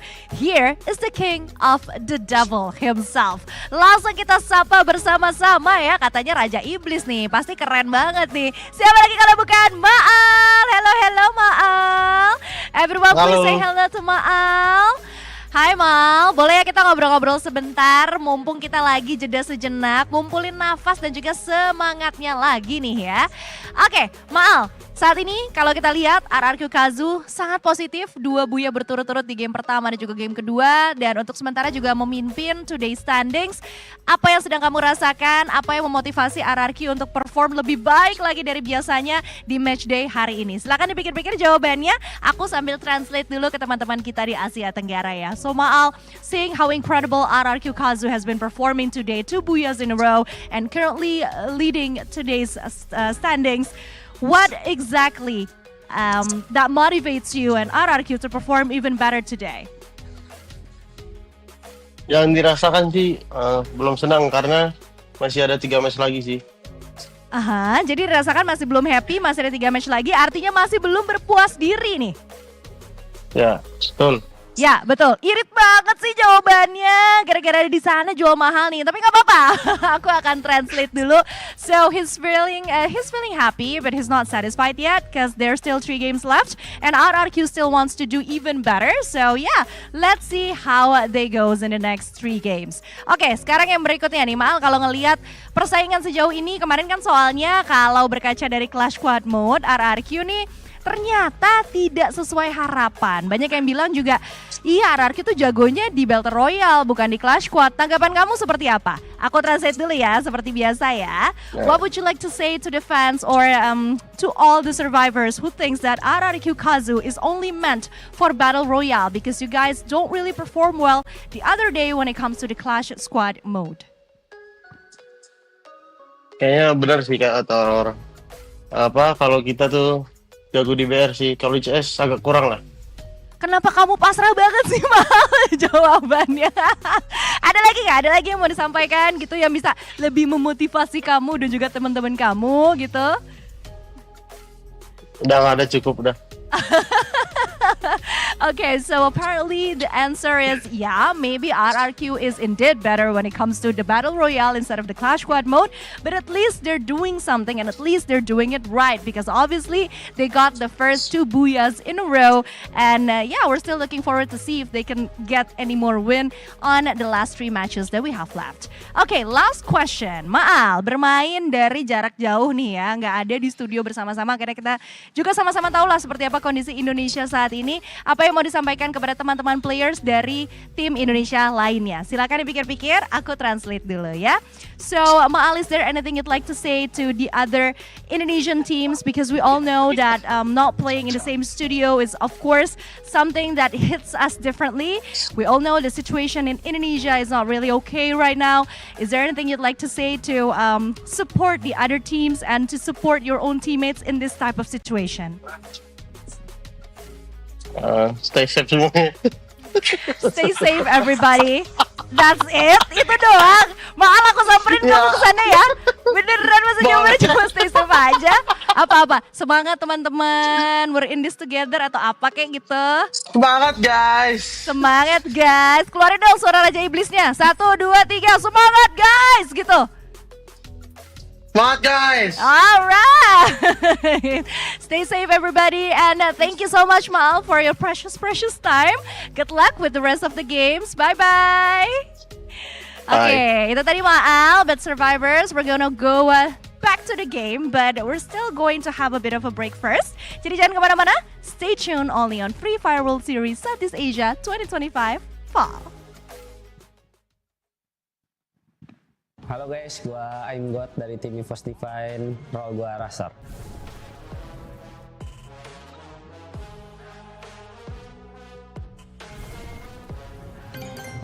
Oh Joena ini, Joena Buriram.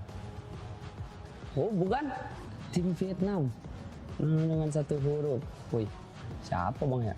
Dari Heavy harusnya. Oh Nero, nggak tahu bang. Ini Oni Crime. Oke. Oh ini kagak tahu di. Terus saya dari Malai bang. Kurang tahu sih bang. Iya nggak bisa. Oke. Ini tim Indo harusnya Kagendara. Oke. Oh tim Thailand. Falcon Keroro. Oke. Ini yang megang CVR Strines tim Vietnam plus tim Resident ya betul. Ini BTR Koja. Oke om. Moshi. Siapa? Ini tadi nggak tahu. Oke. Ini siapa ya? Serius. Oke. Butuh counter Evo Steven di kalah hari dong. Halo guys, nama gua Dut dari tim RRQ, role gua support system.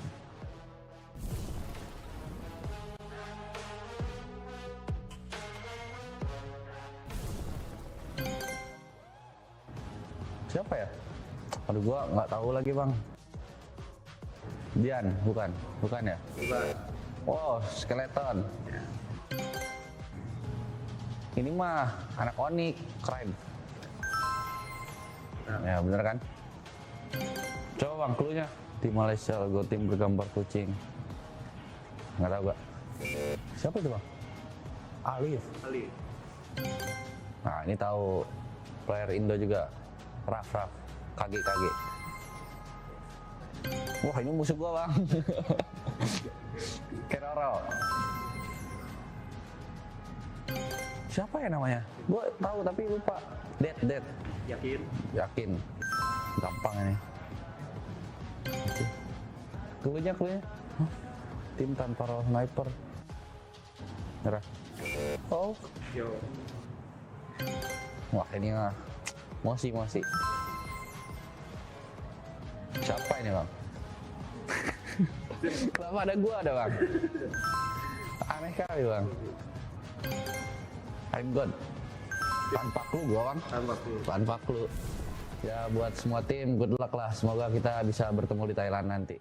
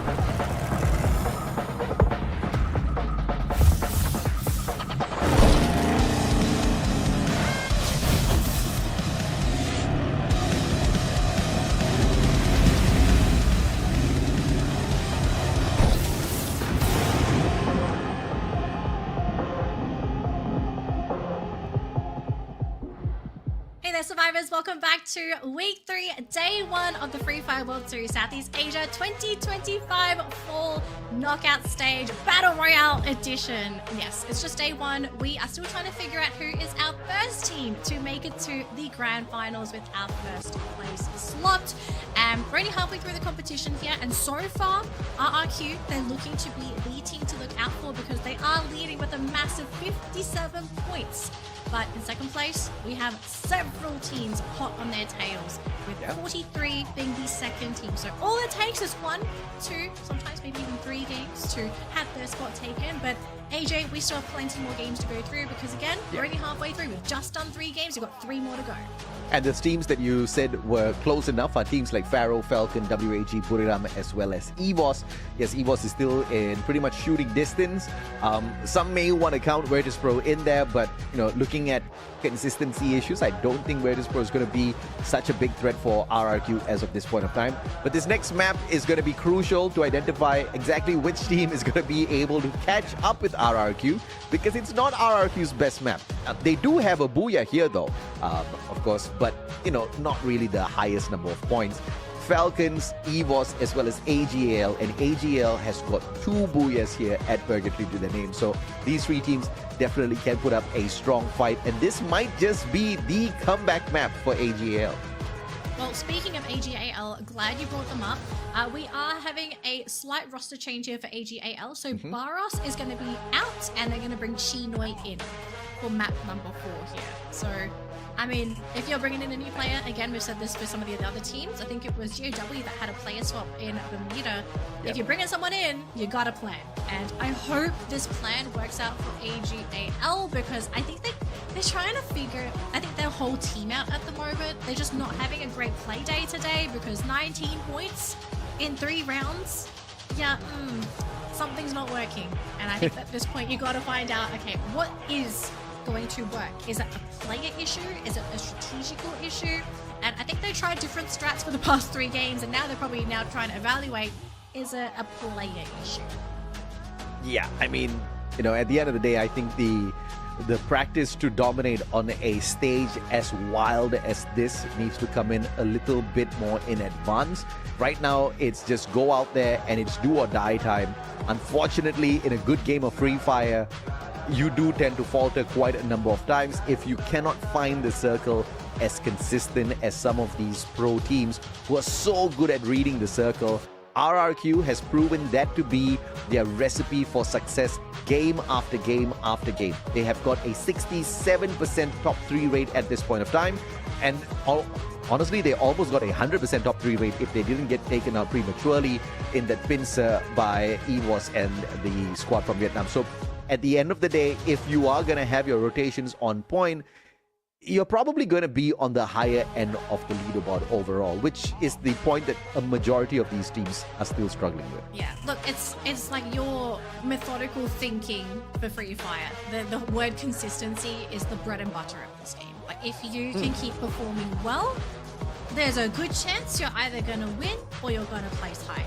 So, if you kind of want to start to kick into that consistency and high-performing consistency, not just average, you need high-performing consistency, it's now. Especially if you're within that top 5, because anything can happen up there. I don't think we're going to be locked into this 5-way for much longer, AJ. I'm going to be the bad guy here, as much as I love RRQ. Amazing team, they're looking fantastic. This team struggles with nerves sometimes, and I kind of feel like if the moment someone pressures them for that first place, the team cracks. They do sometimes have moments where I think the mental fortitude during the beginning of the tournament, it's good because it's a clean slate, but once that pressure starts to kick in, I think we've seen in a couple of tournaments, sometimes they do break mentally as a team. How dare you talk about Ma'al like that? I love RRQ. What are you talking about? You're the unbeliever. I've been cheering for this team for I don't know how many seasons now. Yeah, they've been stressing a tad bit too much, and we understand why, because once again, ever since the new ruling got brought in with Champion Rush and whatnot, things just haven't been faring well for them because they've figured out many aspects of the game so far when it comes to rotations, when it comes to the mechanical capability, when it comes to understanding exactly how to get the most number of eliminations to your side of the squad. But Unfortunately, luck just doesn't seem to favor them at this point of time, and they never thought they would need luck.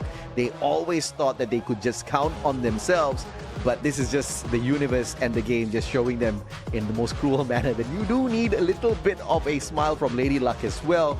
And that's exactly what Pharaoh had, right? All of the right elements towards that final game earlier on Bermuda. And you know, when luck is on your side, when you've got the right weapons, you can do a majority of the damage that's well needed out there to pick up those crucial points. RRQ gets that on their side before the grand finals. It's just that on grand finals day, they haven't been able to see much of it just yet. They have gotten so close so many times, and they just have not been able to close out in the way they expect to. But perhaps this is that season, right? The season where Buriram seems to be experimenting with something wild. Maybe now you can finally take that opportunity in your hands and run away with it. Yeah. And maybe this is the season where we start to see the Lucky Charm meta, AJ, where historically in esports, not all teams do this, not all players do this, but some players will have Lucky Charms. So when they go to competitions, they'll bring things with them that inherently to them is their Lucky Charms. And I've heard all kinds of things being Lucky Charms. I would love for the players moving forward, considering how luck is such a strong element in this game sometimes, to bring their own lucky charms, whether it be to have a plushie on the table, maybe they have a drink that they like to drink for the final round. If they wear lucky socks, lucky clothing, I think it'd be really cool if we can start seeing, you know, like personal touches for the players, because, you know, as much as a competition this is, you also need to make sure that mentally you can also play at your best.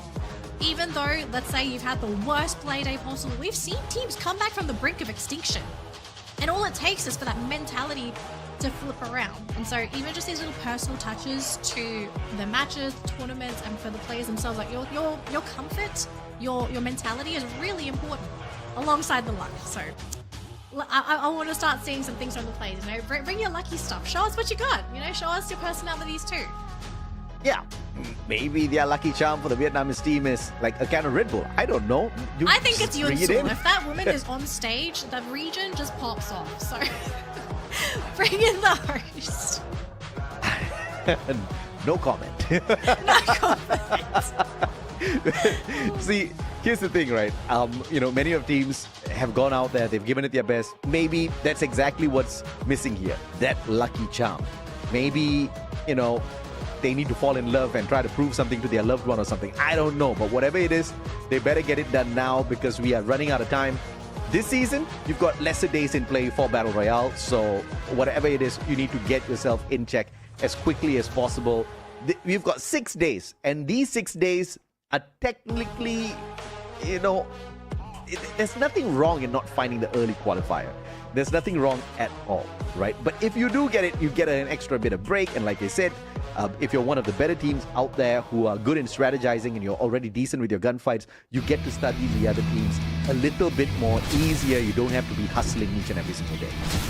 Yeah, so I think I agree with you 100%. So, well, it's time to go, AJ. Match number 4 of the day. We do not have any other changes in our lineup, so everyone else aside from AGAL is going to be running the exact same lineup, and it is time to fly in to Purgatory. Are we going to see some crazy shenanigans after we've had our break? Because I think this is probably the best time for teams to have had a talk with their coaches, the coaches to give them a rundown of what's happened, what they need to improve on. And most importantly, I want to see, is there going to be any challenging from some of these teams? Because I feel like sometimes this early game, you can't just have a completely passive early game. I think sometimes you have to be the ones to put your fate in your own hands and try to take it yourself. And poor Don, he's still flying, and Osiris, unfortunately, will not be able to finish him off. And straight away into... Okay, Don, what's the play, Don? Are we just going to delay? He's got the advantage here. Pulls out the time turner. M1014 needs to put a little bit of a distance, jumps back into the vehicle, and then with the MP5, I think that's a misclick. Oh, please one. Oh. Yeah, that's a misclick. Unfortunate for Don, and he got taken down a little prematurely here. GOW, definitely not one of the better teams on this Purgatory map. Your top 3 teams to look out for would be Falcons, EVOS, as well as AGAL. And if you want to throw a couple of more squads in there, that's WAG as well as Buriram. RRQ comes after that. And they're the only one who has had a very solid booyah here. They're very good at placements when it comes to Purgatory. But surprisingly enough, this is just one of those maps that RRQ is usually very silent on. They don't get a lot of eliminations. Yeah, well, that's how they've been playing the entire tournament day to day anyway, right? Like, they've been very quiet. Obviously they're looking for eliminations, but everyone's dodging them dodging them as best they can. So if RRQ just gets the same game today in this matchup where nobody harasses them, nobody bullies them, they have a free day of looting, I still think this team is going to be able to finish strong, whether it be only placement points or maybe it's a combination of both. So I really think some of these teams that are in that 2nd to 5th place, somebody's going to have to take that bullet for the rest of the team and basically eliminate the front runner. But aside from that little skirmish we saw initially from some of our teams, it looks like we are going to be seeing a bit of a quieter early game as everyone repositions and figures out, okay, what is the plan? And they make their initial predictions. Where is the circle going to start heading? And do you finding a very early catch onto a Bigatron player, Koja taken out of the equation? AGAL pretty happy for sure with that engagement, but they are hungry for more because they definitely need quite a number of points to climb up the leaderboard. They're currently holding on to 19 points accumulated over 3 games, and that's not a lot at all. No, it's really not a lot. And you're halfway through the play day as well, so you've got to pick up those points now. Otherwise, just treat the rest of these games as learning experiences. So AGAL going to run into Bigatron here. We'll be able to pick up a couple of bit of loot as well. Cypher, all it needs is to see a head pop out the corner, and he's kind of seeing he's going to go for it. Duani has no idea. Oh, but it's not the one shot though. So he is down to half health. But Team SR going to shot down and Cypher. He tries to go forward. Going to be able to hide himself between those blue balls. Chino not looking too healthy himself, but he will get cut down. And oh no, AGAL, this aggression turns on its head. Cypher looking for some way to survive this encounter. And 590! no. Just enough to break down his own glue wall and then get sprayed down to oblivion by Kyong. One final survivor though. Looking for the revival onto the full squad. And my goodness, Nameless there. He made that look way too easy, shutting down Noki. Yeah. Oh boy. Gonna switch on over to Buriram here. Now this is a big battle as well. RRQ versus Buriram. If any of these teams are knocked out here, this would be a huge change in the leaderboard.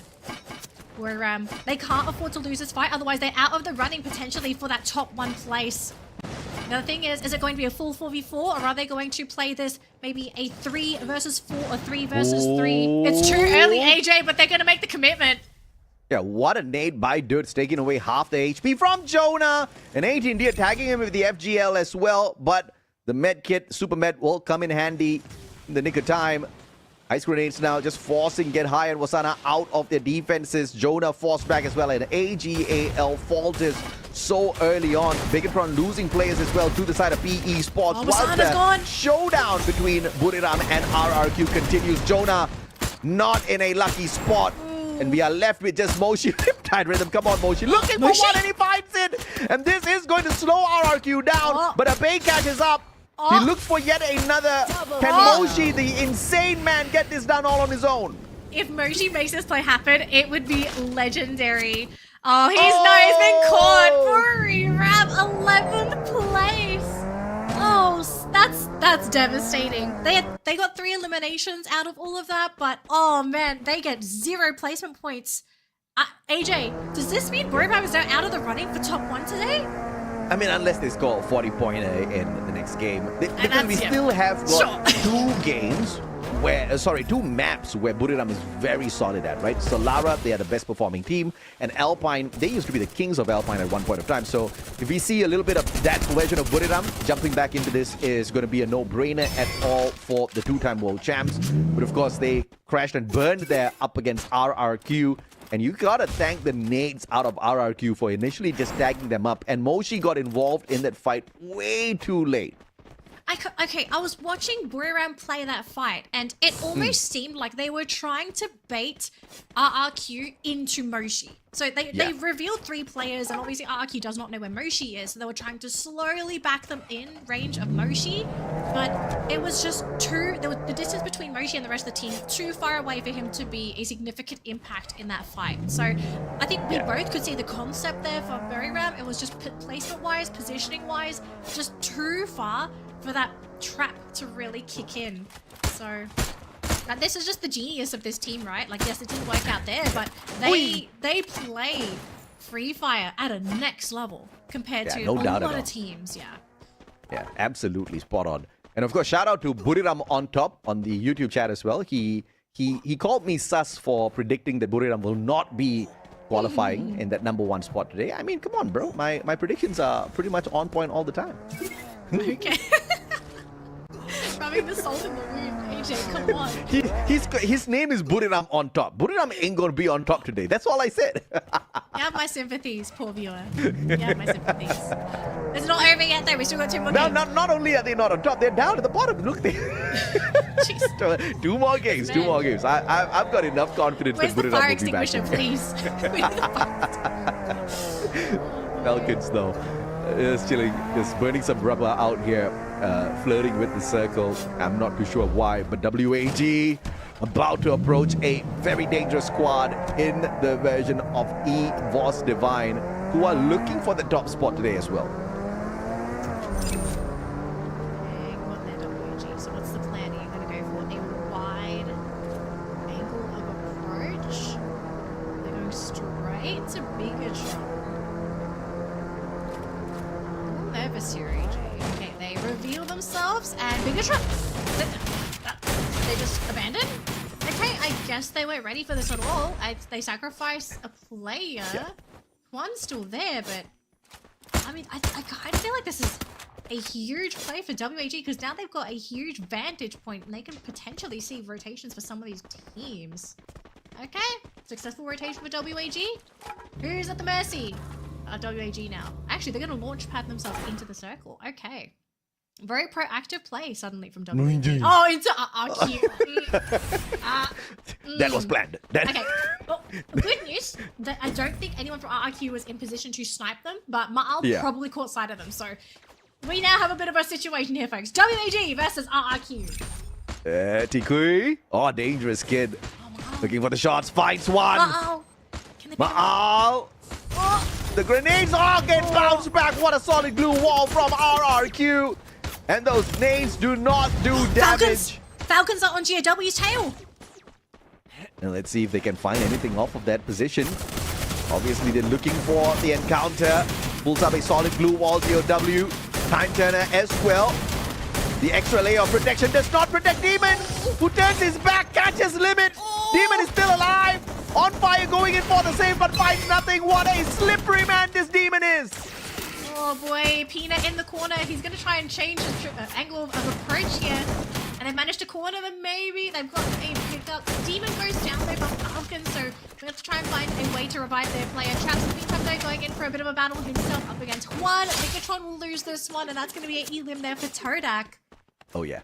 No teams eliminated, though, so far. So everyone's hanging on. Just a couple of pot shots here and there, a couple of drops here and there. But we still are sitting on 10 teams, and everybody is on the side of Brasilia. Nobody is on the side, like on the other side of the river. But it looks like it's going to be where everyone is. So the party continues, AJ. Yeah, absolutely. I mean, what a fantastic read of the circle by every single squad alive. And there's 10 of them at this point of time, which is just, you know, calling for absolute chaos in a little bit. 37 players still alive. You still have a couple of vending machines out there. This circle is still tankable if you want to run out of the blue, grab a couple of revives, and then head back in. So 3 more players could be brought back in, but Megatron trying to thin down the numbers before that does happen. Virtus Pro right outside, so Bigatron can't really get cheeky with this. Can't get cheeky. If they could get a couple of elims, it would be really good for the team, though. Oh, but Juan's been caught there thanks to Diamond, and Juan gets sniped out too. So 1 player down already for Bigatron. Kyung running into the compound, going to be blocked out there. Going to use the glue wall.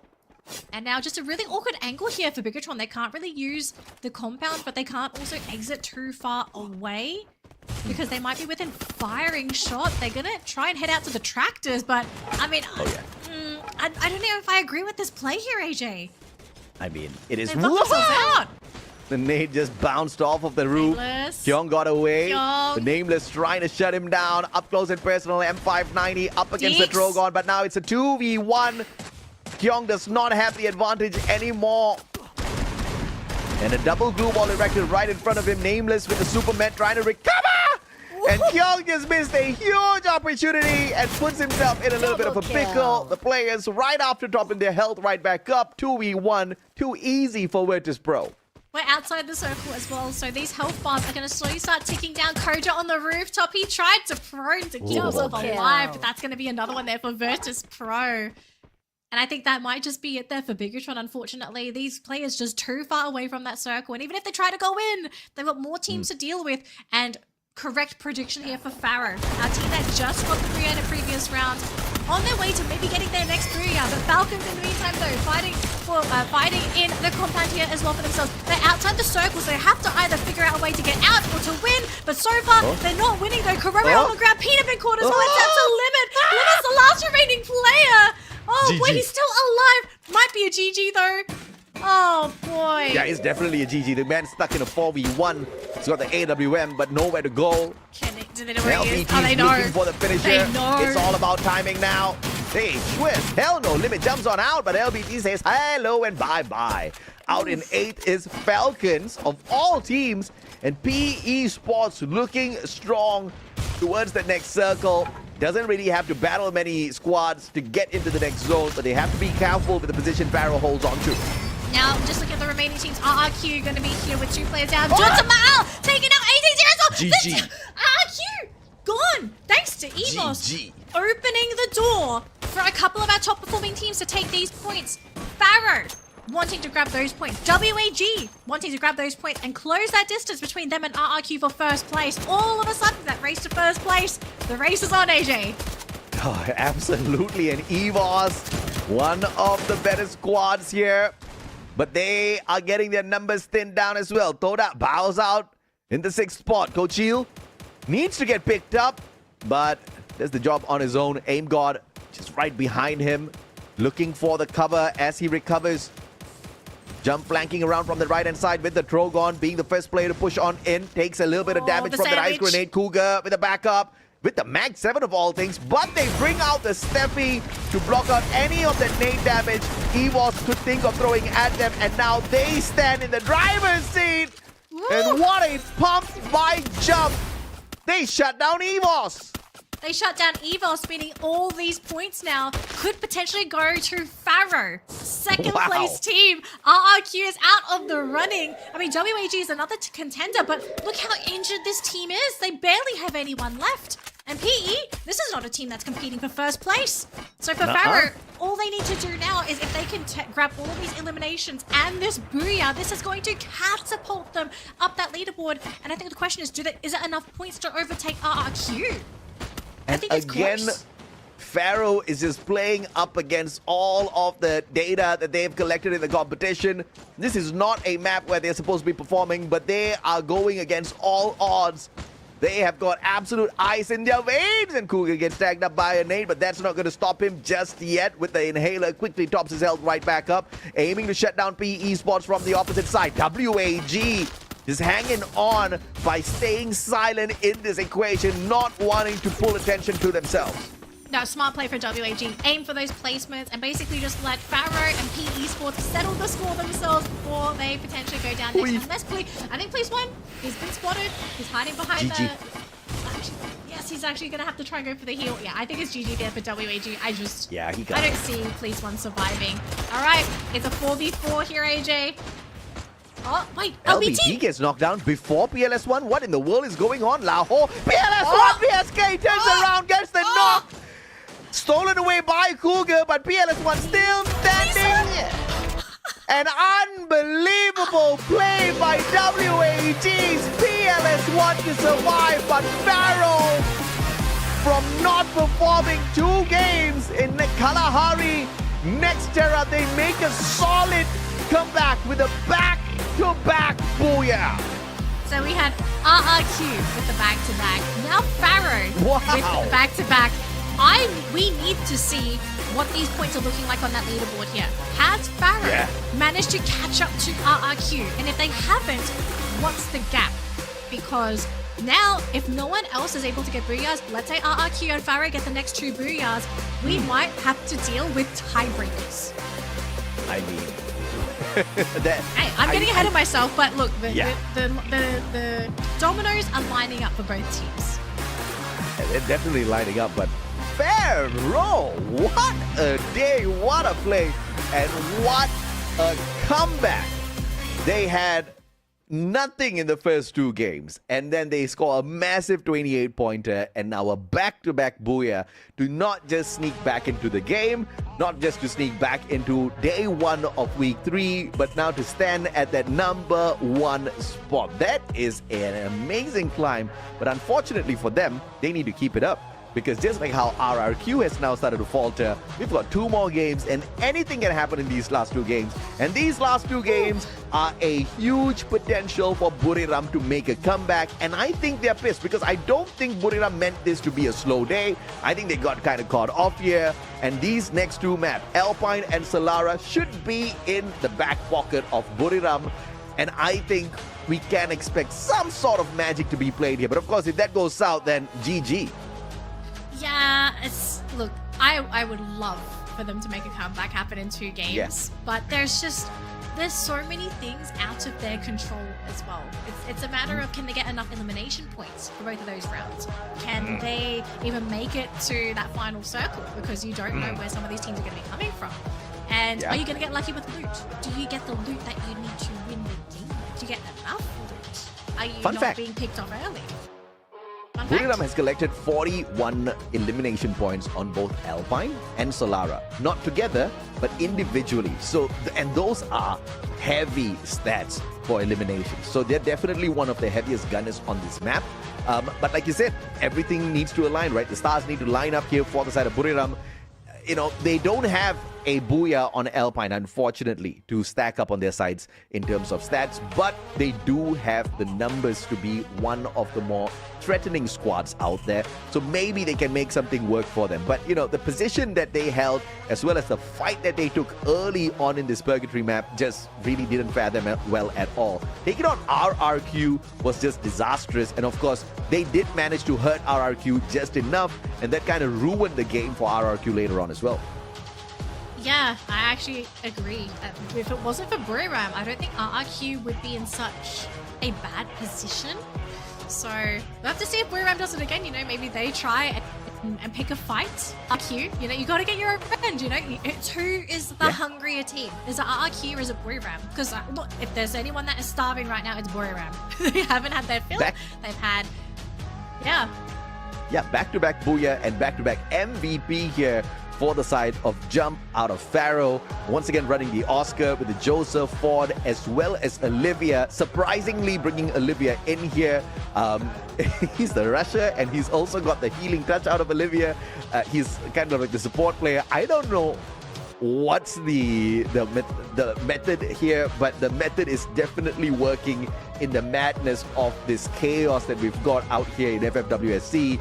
And clearly, it's working very well for the side of Pharaohs. 4 eliminations, 5 knockdowns, 2 assists, 2,312 on the damage. Jump definitely did a lot out there for the squad. I have expectations for Pharaoh now. You know, they've impressed us with these 2 games. After a disastrous start, can they keep it going? And is anyone going to do anything about it? Is anyone going to say, okay, Pharaoh's had too many great games. We've got to find out what they're doing that is giving them so much success, which is where the coaches for these teams are going to start to kick in. They have to start realizing, okay, this is a problem team. What are they doing? What are we doing wrong? And how can we potentially deal with this? Do we need to dodge the team? Do we need to fight them early? Do we hot drop them? Are they maybe going to drop too close to us on these next 2 maps? Because these teams have data on each other, right? Like they had data from phase 1. So they better start working with that data now, because honestly, I feel like it is going to be too late for some of these teams already, because you only have 2 matches left. And if you fumble this next match for a lot of the other teams, I think that's it. You're going to have to just be like, okay, we can't get first place today. We got to get ready for tomorrow. RRQ just let go of a 14-point lead at the #1 spot of the table. They've given that spot over to Pharaoh, who picked up a solid 24, whereas they only walked away with 8 points here. PE Sports with a little bit of a recovery play, but they are quite low down on the leaderboard. WAG picking up enough to still be in contention for that #1 spot. So you can see Pharaoh, RRQ, WAG on the top 3 spots now. But Falcons, EVOS, Buriram, not too far away. We can count in Virtus.pro as well if they get a massive round. And technically, even if Bigatron walks away with a massive round in this next map, they still have a good chance. And remember, Bigatron, they call themselves the Kings of Solara, and Solara is that final game. So Bigatron, no matter what, needs to make sure they break through all odds and perform well at Alpine. Technically, that's their worst map. So they really have to pull out some sort of ace out of their pocket here. And they could just be your #1 squad who qualifies first for the grand finals. Even the team that's in the 9th spot stands a good chance. But they got to pull off 60 points in 2 rounds. I think that's what you got to aim for if you're bigger. It's a big ask. But look, if it happens, if it happens, that would probably be one of the best ways, most explosive ways to make it into the grand final. But at the moment, it is still a dream. That reality has not kicked in yet because we are not in the game yet. So look, teams are having discussions, people are going to the toilet. As far as I can see, there are no roster changes as well, so we are good to go for this next matchup. But if you got a plan B, if you have an ace up your sleeve, if you think you have a chance at coming in first today, you got to bring it out now. I think you can't save it for that last game because some of these teams are going to be out of reach of first place after this match. Yeah, and of course, we are looking for the teams to go out there and give their very best. And honestly, guys, this is just pure entertainment in the world of Free Fire. We really don't care who makes the first qualifier because for us, it's just all out fun. Watching these teams really go all out, try their best to wreck each other and earn a decent spot. But like you can see, the Southeast Asian lobby is not an easy one. Even dominant teams are not able to maintain consistency because of just the raw firepower in each and every single one of these squads out there. The potential from these teams are just way too big. So nobody can afford to sleep on, their opponents out there. They have to be really careful. They have to play their rotations very well. And, one of the elements that you talked about in terms of if anybody wants to stop RRQ, they have to stop them early, kind of came into play as well, Danny. We saw Buriram bump into them. Although Buriram failed, it was still the kryptonite for RRQ. Getting into an early engagement put them on the back foot. They couldn't get to the final circle in the way they wanted to. Yeah, exactly. So it's just, unfortunately, someone's going to take the bullet. And for Buriram, it was fatal in that last round. But all it takes is for somebody to basically get in RRQ's face, stop them or cripple them early. And then all of a sudden, the game is now wide open for everyone else. Now, I don't see Buriram doing it again. I think they kind of learned their lesson in that previous round. They say, okay, we are in too delicate of a position to risk doing that again. So I think this round, Buriram might play a little bit safer. They will probably avoid all of the top teams, maybe try and eat some of the lower performing teams, and then really kick into that late game. I'm just thinking, okay, who else would be the one to run into RRQ? I mean, do you have the stats for where these teams like to drop on Alpine, AJ? I don't. I unfortunately don't have that information on me, but I do expect that to change before we get into the finals because of how heated things are out there. And I feel like teams, especially like teams like Buriram, they're just trying to control the information that they put out there way too early. So getting a little bit of information on that can definitely help out some of these squads, right? For example, RRQ, who have been so good at reading each and every single one of these drop spots and avoiding them like the plague. Of course, it didn't work out in their favor in the previous game, but it definitely will be something they look forward to in these next couple of matches. Yeah. All right, so final high fives, players and coach, as they get into this round. Maybe a bit of a cheek slap, say, hey, Moshi. Moshi's just scamming everyone. That's not the hairstyle he's rocking. Yeah, I don't know why he's not using it today. It's kind of maybe that's why they're not performing. That's why. That's why. Okay, that Stop explains scamming people, everything. Moshi. Catfishing people with a good photo. It's catfishing. Oh boy. Alright, Alpine coming up in just a second here, folks.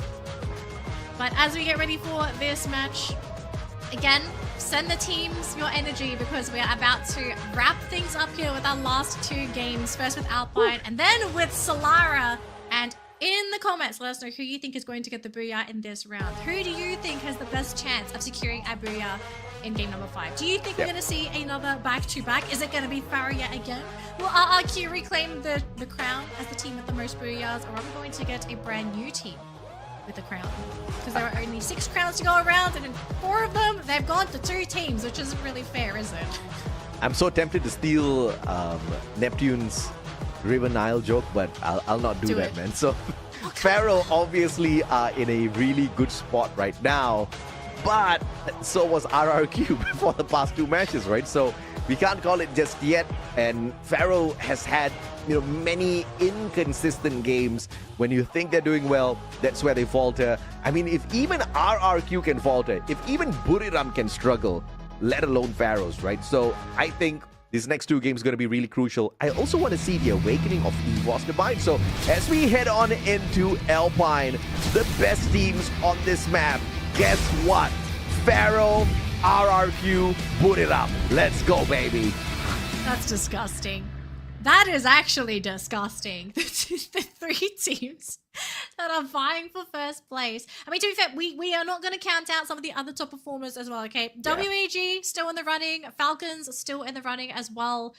It's really going to come down to the start for all of these teams. And if we start to see any pressure coming in from any hot drops, any crazy plays, for Buriram, it's going to be a clean opening. For EVOS, it's also going to be a clean opening. Are we maybe going to see a hot drop? Yes. It looks like we might see one, and it's Falcons against Bigatron. Oh, the Falcon Hunters are about to be hunted down.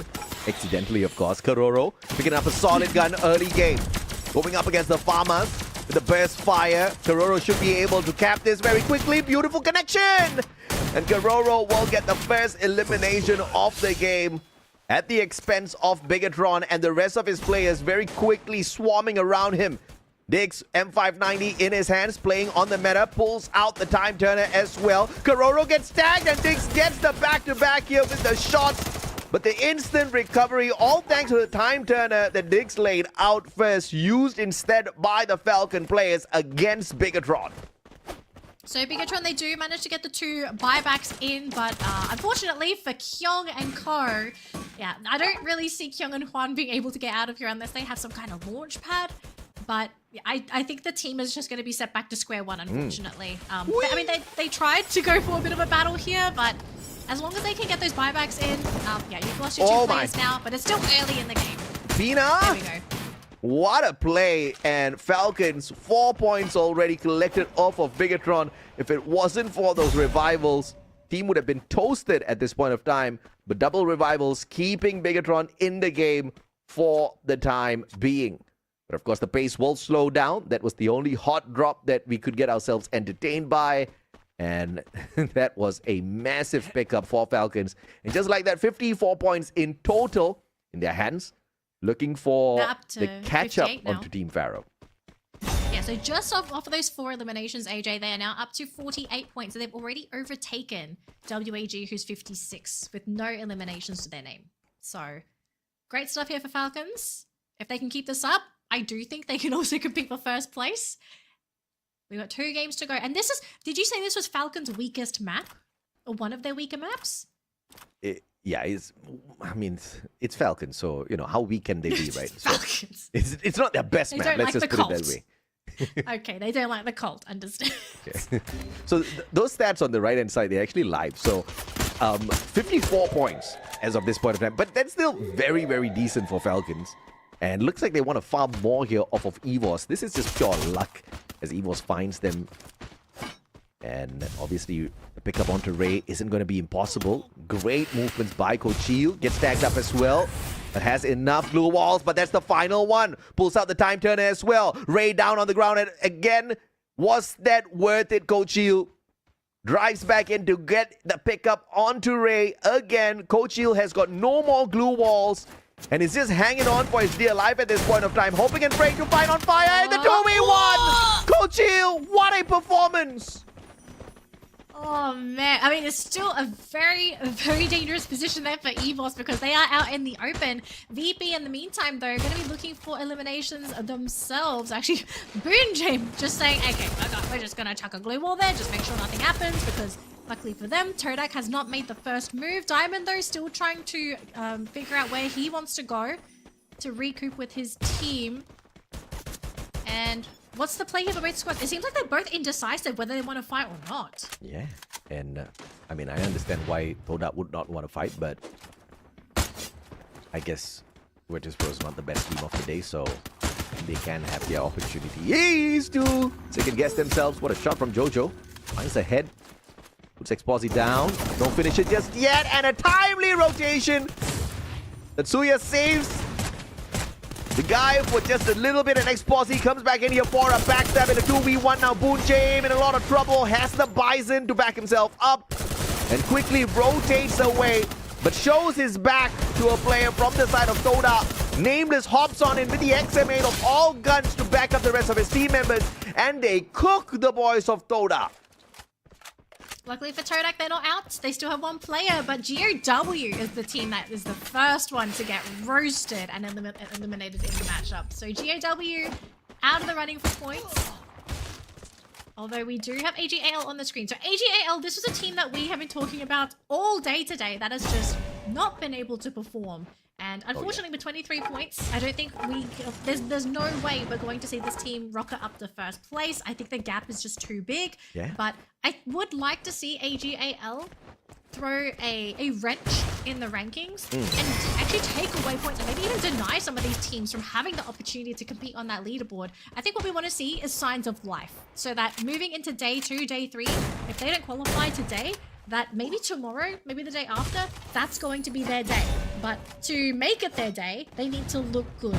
And hopefully this is where AGAL can show us that they are still here, they are still contenders, and that they are still very much in the running to make it to that grand final. Kyung, 1v2. Team SR and Chinoy finds him. Beautifully done in a 2v1. Sci-Fi shut down as well. That's an instant trade back.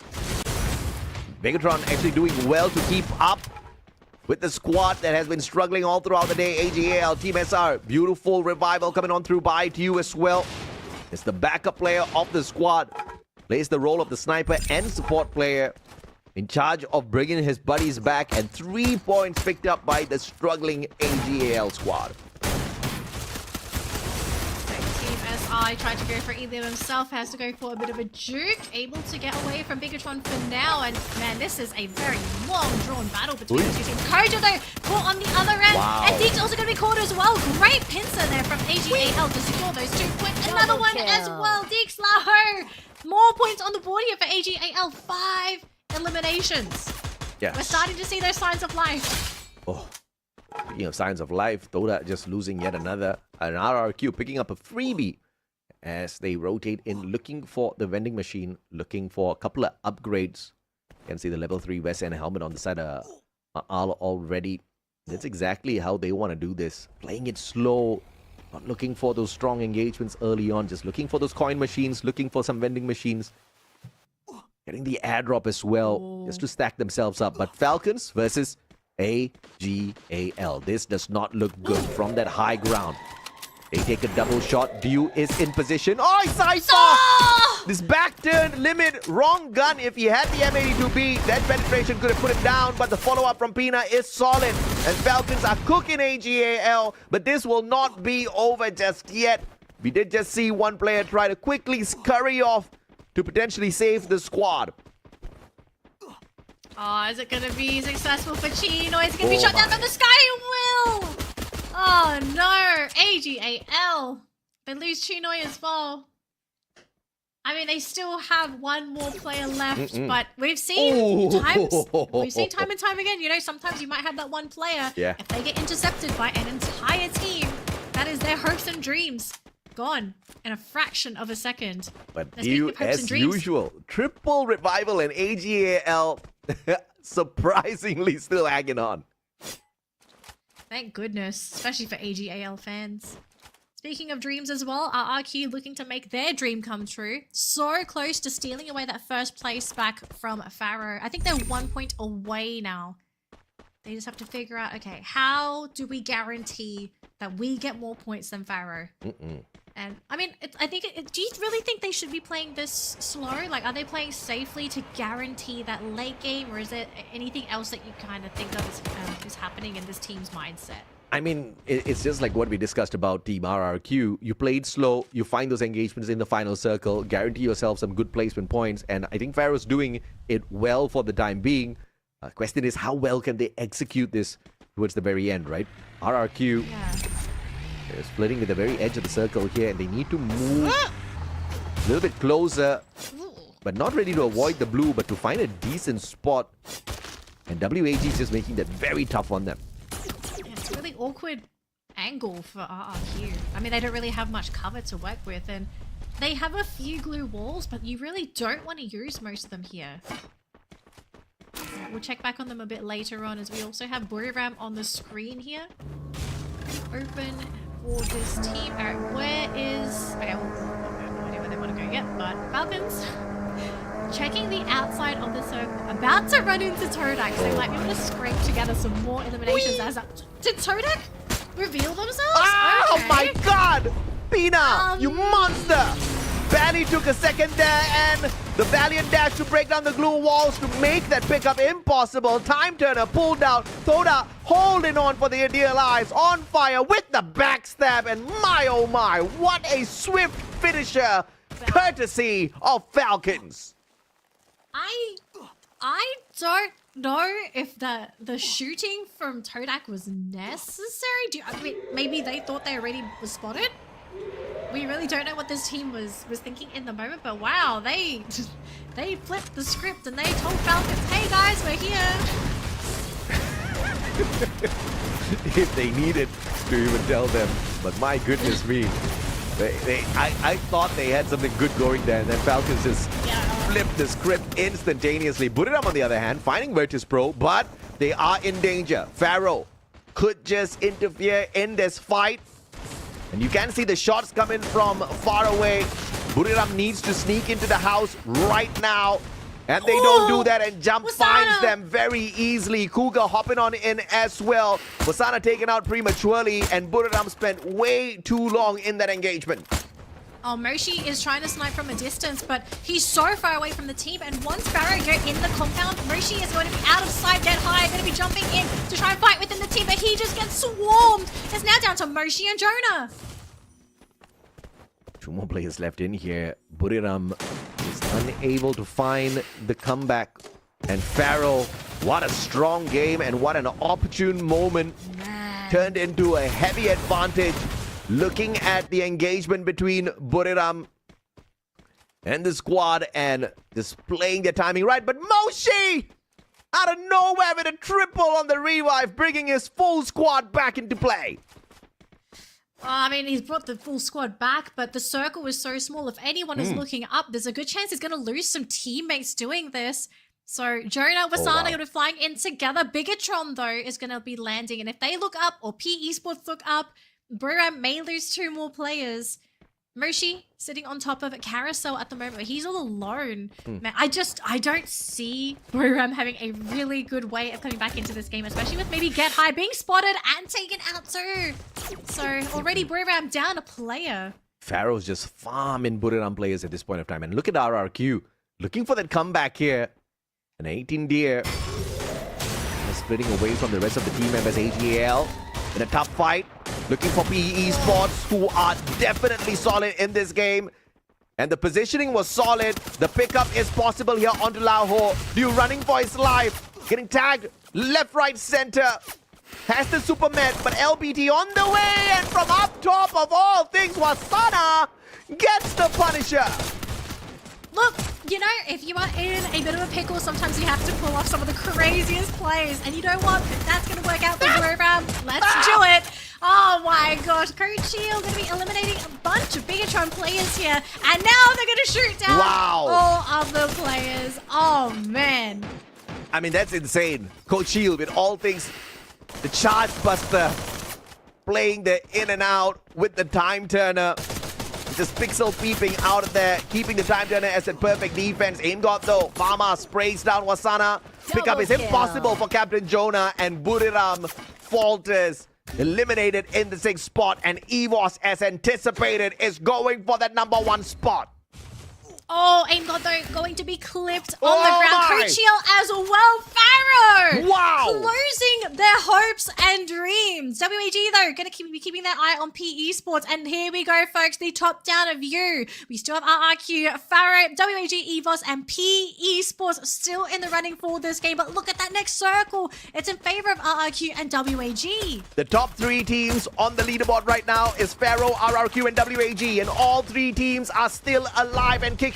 But PE Sports stepping it up to perhaps distract WAG, and EVOS could take advantage of this wild situation. LBT, moment of surprise, but unable to do anything. Jump snipes him from across AC80 perfection.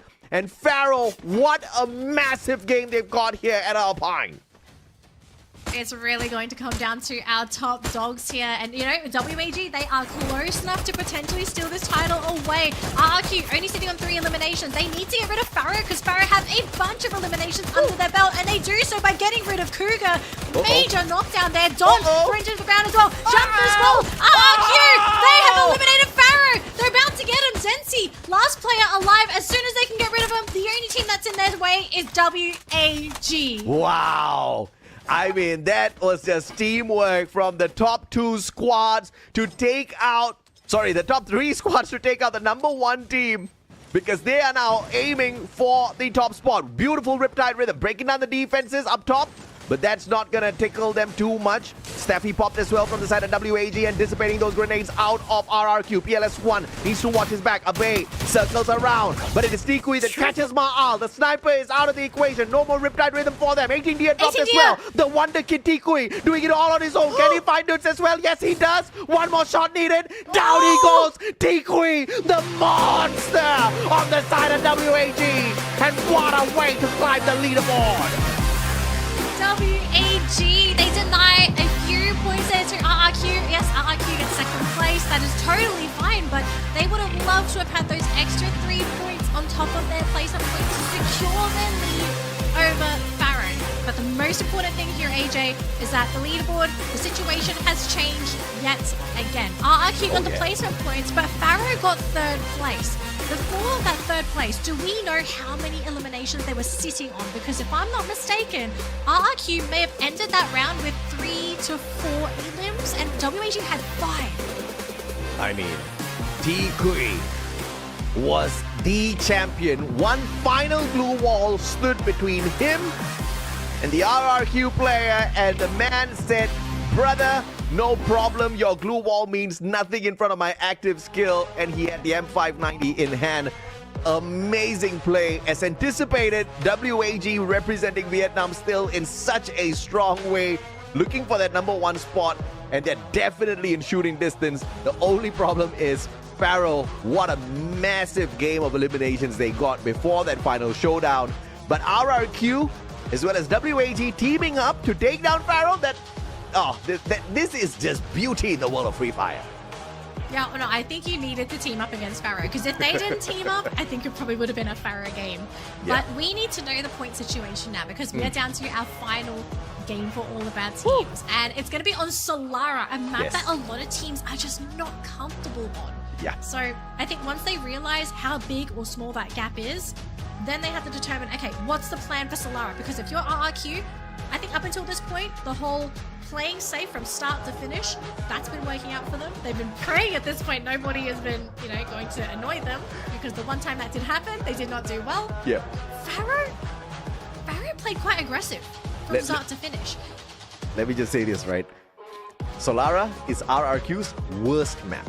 All right, they out of 18 teams, they are ranked 17 on Solara. All right, so but there's a potential. There's a potential because they can maybe just purely depend on their mechanical skills or something. But they have not perfected the rotation around Solara yet, which has been one of the strongest points of RRQ. Rotation has always been the strongest point. New map, big problems, right? And then you look at Pharaoh. Pharaoh's somewhere around the mid-tier card out of the 18 teams. They're not the best team, but they've got one Booyah so far on Solara. So this is a very big opportunity for them to close things off. But the best team out of the three is WAG. With a Booyah in their hand, they are very good at Solara, and this Vietnamese team could just go all the way in the next map. They are on the verge of qualifying for the grand finals on day 1 of phase 2. That would be a statement, not just from the team, but also that the region is turning into a monster of a region itself. It's no longer a case of just Indonesia and Thailand. We have Vietnam coming into the mix as well with their own monsters. Oh yeah. Oh boy, we have to see how many points these teams ended up getting, but we'll see it in a moment after our MVP. T-Koi, I mean, this man deserved it, especially with how he opened the floodgates for his team in that final battle. I mean, he's rocking the shiny, he's got that gear recycle, he's got the Ford as well, he's got the Joseph. This is one of the best setups for the active and passive that you can have for a Russia. He's still rocking the Tatsuya for the great mobility out there, really depending on the extra layer of defense and healing capabilities, as well as the passive to negate any bit of debuff that you can throw onto him to slow him down or stop his pace. Hikui was unstoppable there. No assists, no problem. 5 eliminations, 4 knockdowns, 1,559 on the damage overall. This was not the most, the craziest game out of WAG, but it was just enough.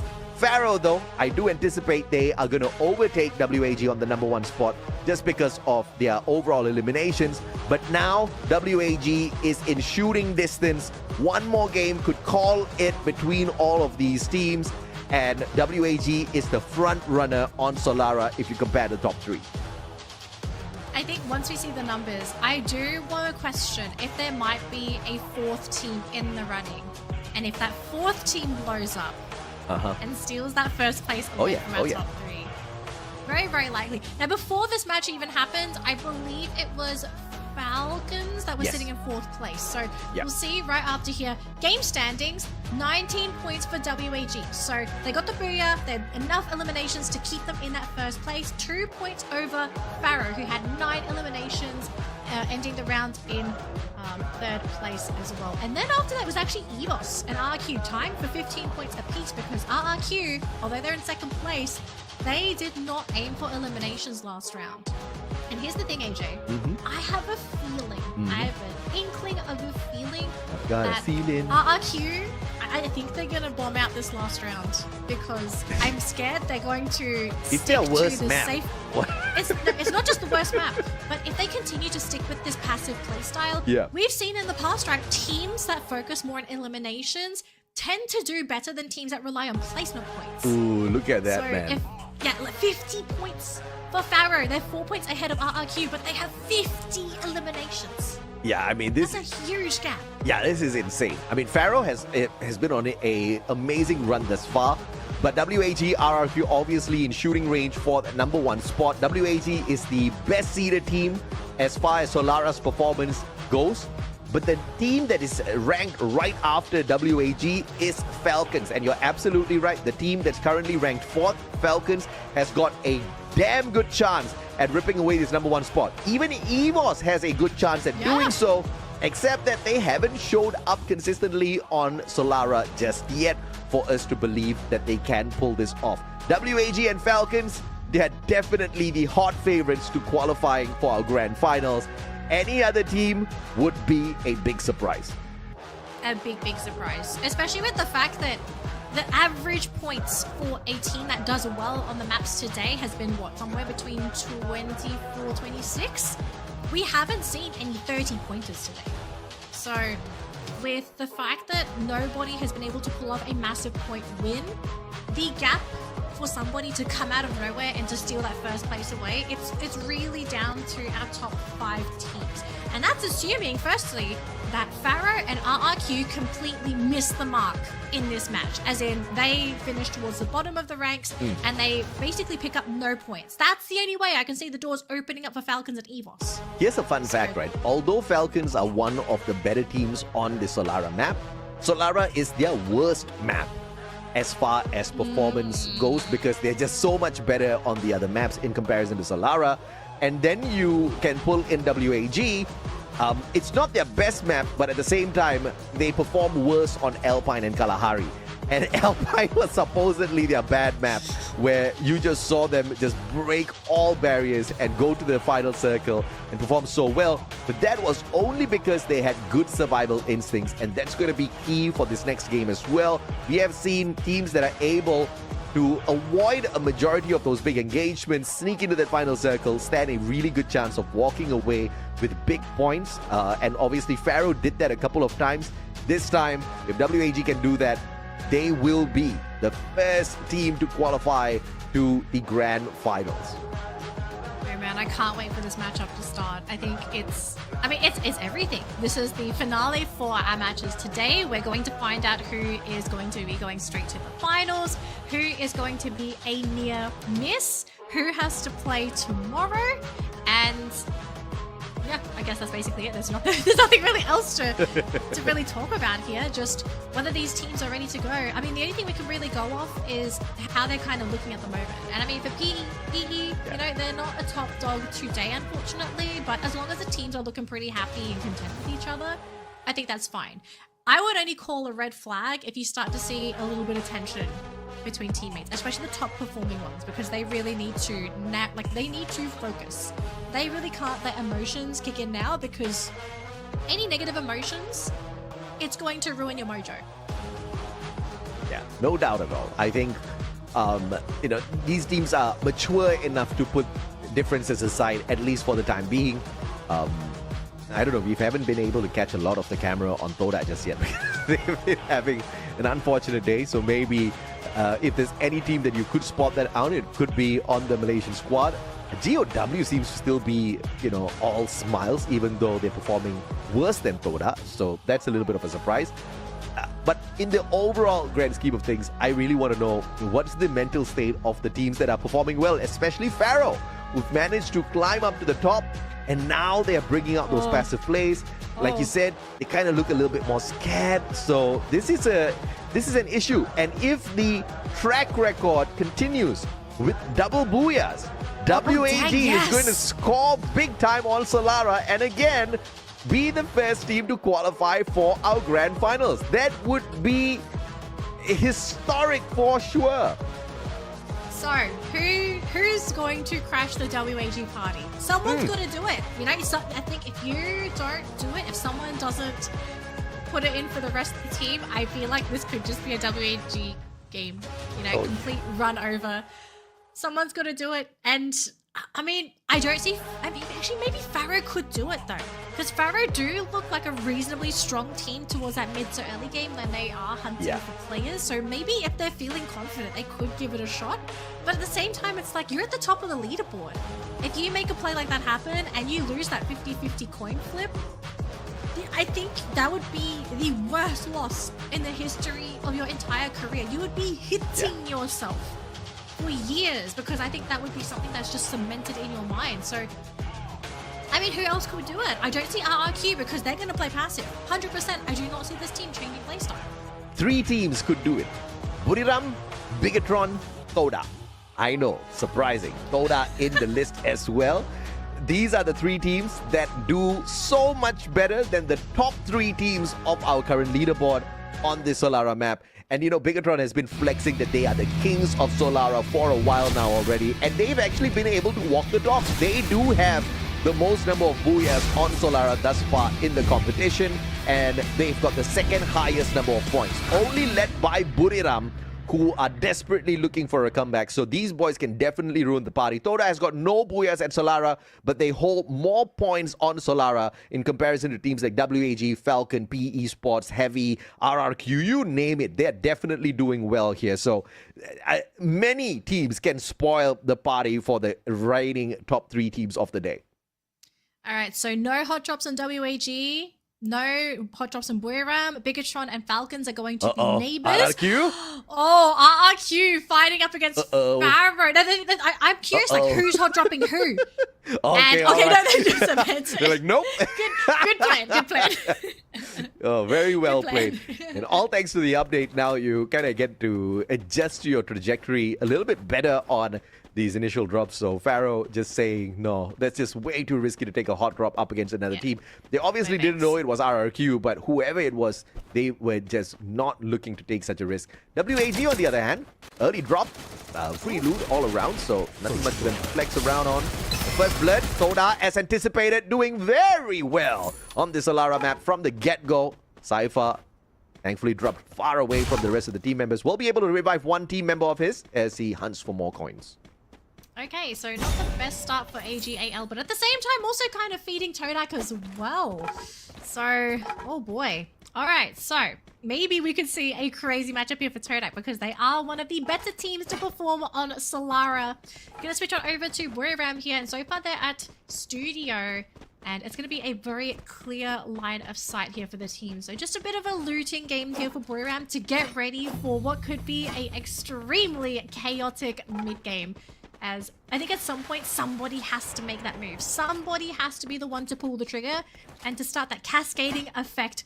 And oh boy, we might be seeing a big battle here, folks. It's EVOS versus WAG.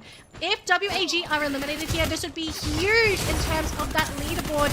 And so far, Export, he's going to be jumped on here by EVOS. So far, he will be able to get on out. But no, he will finally be taken out on that staircase. Export bleeding on the ground. Tikoi going to be fighting for the team as well. Taking out Aim God. Is this the retaliation play? The WAG needs to recover. If they can actually repel EVOS here, they will get points, and they should be okay. And it looks like they have managed to successfully repel this battle here from EVOS and actually denying the White Tigers any chance at swiping away first place. GG, bro. Toda as well as WAG, as anticipated, performing really well. But PE Sports up against Toda is a different story altogether. The Vietnamese team trying to put Toda 6 feet under, and they do. PE will very quickly eliminate the Malaysians from ruining the party of their brothers WAG, because Toda could very easily get into that final circle and play spoilers for the Vietnamese squad. And PE said, just not today, buddy. Warania will be substituted in for Boon James as Virtus Pro looks to make a little bit of an adjustment in their play style. Uh-oh. Big knock there. Abe caught out by Falcons, and that's going to be a point for the team as well, thanks to Kororo, who gets the secure. But Ma'al, as always, just going to go for the quick buyback for the team. And yeah, if you're RRQ, you need to stay far away as possible from Falcons. Although, esports, they're being shot at there by Falcons. And these are some more points just going into Pharaoh's pockets. Pharaoh, every time this team gets points, the further and further they are going to get away from the competition. So the goal for everyone else in this game is to shut Pharaoh, do not give them eliminations. And oh man, Wasana lost that one against Expor. I mean, how, Wasana, are we even seeing this? Expor finds Moshi. Okay. And of course, just leave it to the best performer of Buriram to save the day here for the squad. Takes the problem out of the equation, and Buriram are back into safe zone again. Back in the safe. I actually think that's a pretty big elimination because you get rid of Export, he's resetting his entire loot as well. So that's going to set him back in terms of his equipment. RRQ though, looks like they will be able to get the buyback. Thanks to Abe coming back into play, so they're back to a 4-man roster. Still 0 points, but I mean, this is bad news for RRQ. They're in second place, no eliminations, and they have been constantly buying back their team. And we've seen this before for this roster, where they play too passively, they get knocked down one too many times, and they have no loot to work with in that late game. And I think this is the secret for Pharaoh, because look at the way they're performing. The secret for Pharaoh is they should just not be sponsored, right? That's the best way. That's the best way to get these boys playing like freaking champions out there. Because look at their performance. This is a man that is hungry, all right? Not well fed, and they are on the prowl, and it's just bringing the best out of them. 90 points right now. This is the version of Pharaoh that we have not seen in a long, long time. Riptide Rhythm, breaking down the defenses, and a base not going to be picked up, but instead bought back. And we're probably going to lose Dibs here as well. So 2 more players kill. gone for RRQ. And I'm sorry, AJ. I mean, I love RRQ too. I'm sorry, RRQ, but just if things keep going like this, if you keep getting picked, they're just not going to survive that late game. Especially with Pharaoh sitting on 5 eliminations themselves as well. GAW going to be under fire as well. PE Sports, but Nero, he will get punished thanks to Demon. So GAW is still in this game as well, but man, RRQ are struggling. They are limping through this game. Yep, and although RRQ's not very big on the pick-me energy, teams just keep finding them and picking on them. It's a tad bit unfortunate. Just one of those times where you just wish people would just leave you alone. But it looks like luck is just not on their side. This is what we're talking about, the Lucky Charm meta. No one's running Lucky Charms. That's what happens. Okay. Falcons, though, what a shot! Limit, deadly, BSK, the AC80 combo, looking for Pina. The Pina just sneaks away instead and shuts down Nameless, who rushed on forth, looking for the elimination. Will get punished, and what a play by Pina! This guy, this kid is just unbelievable. Looking for X-Posse as well. Can he get the triple? Oh, yes, he can! Oh my gosh. And he just annihilated Virtus Pro all on his own. VP out of the running. 9 points on Falcons. 9 points. Falcons slowly climbing up that leaderboard. 75 points now. Still in 4th place, and they're still behind. Pharaoh, RRQ, and WAG. But this was the Falcons I was wondering about at the beginning of today, where they had those first 2 games, all elimination points. Can they make the comeback happen through elimination points? And we said before, you gotta score 30, 35 points. If they can do it, and if Pharaohs can get eliminated now, this is the ideal situation for you to maybe swipe away that 1st place. But the question is, are Pharaoh going to be silly enough to lose their position here? Pina just proving that you don't need a full-on defensive meta. He's literally rocking the Olivia, but he's got the Ford and Joseph. The Ford just to give him that extra bit of life, Joseph to negate any bit of debuffs, and the man is just rocking it with that out there, right? It's just insane.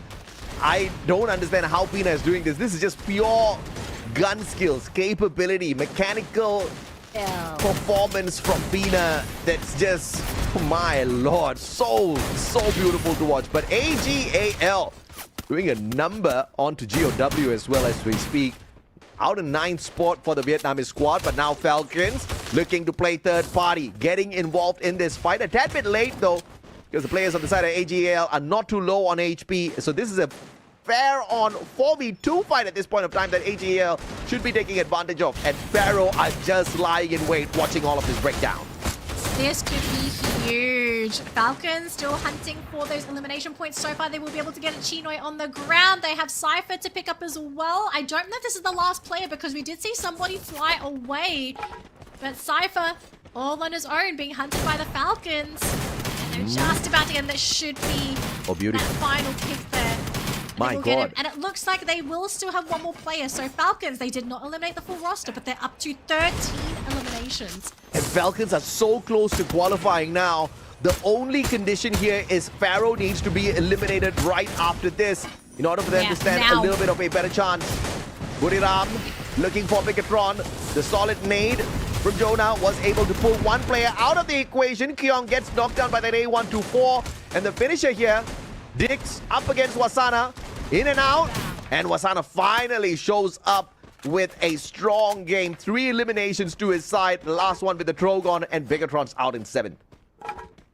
Down to our top 6 teams here. AJ and Pharaoh still sticking around.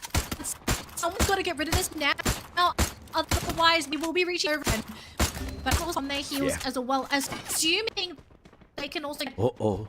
elimination points. But up until this point, I've been for this team. Yeah, I think this is a opportunity for the team of RRQ to just slowly sneak into that final circle. I do understand the concern, Danny, but this is where RRQ is the most dangerous. And WAG just got nerfed a tad bit there by PE Sports. Nero taking out Xbor, forced on a revive. Now Xbor only has the P90. You don't know if or not he can get his hands onto his sniper once again. He had the AWM earlier on. Now picks up a Scar. And this is going to be a huge nerf for the sniper on the side of WAG. That's definitely going to put them on the back foot for the Booyah. 86 points versus 94. Pharaoh still 4 players strong. And it looks like nobody's able to deny them off this Booyah. These guys are in a very good spot for this next circle as well, as RRQ slowly approaches in shooting range of Team Pharaoh. RRQ need to do Don't know what something they now. can do. Yeah.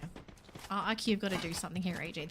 They're still sitting on 0 eliminations. And if they just sit like this, I think they're just going to let WAG or Pharaoh run away with the match. Yeah, I mean, even Falcons could literally run away with this at this point of time. But the position they hold on to is a crucial one. But it's all...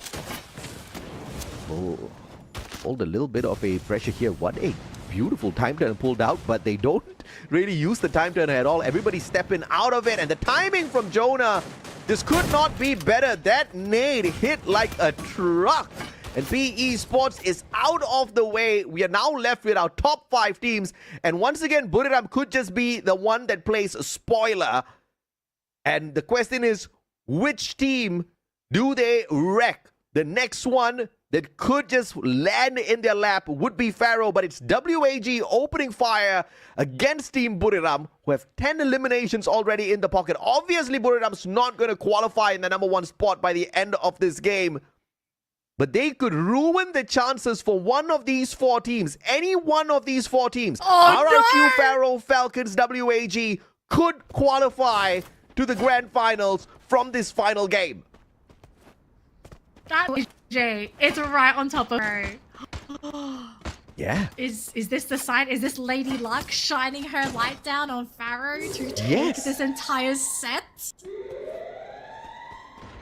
They are probably going to get sponsored with this maneuver, but I'm concerned. I don't know.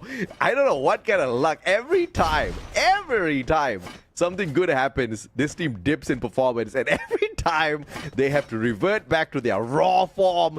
They are so deadly out there. Look at this. Pharaoh's just...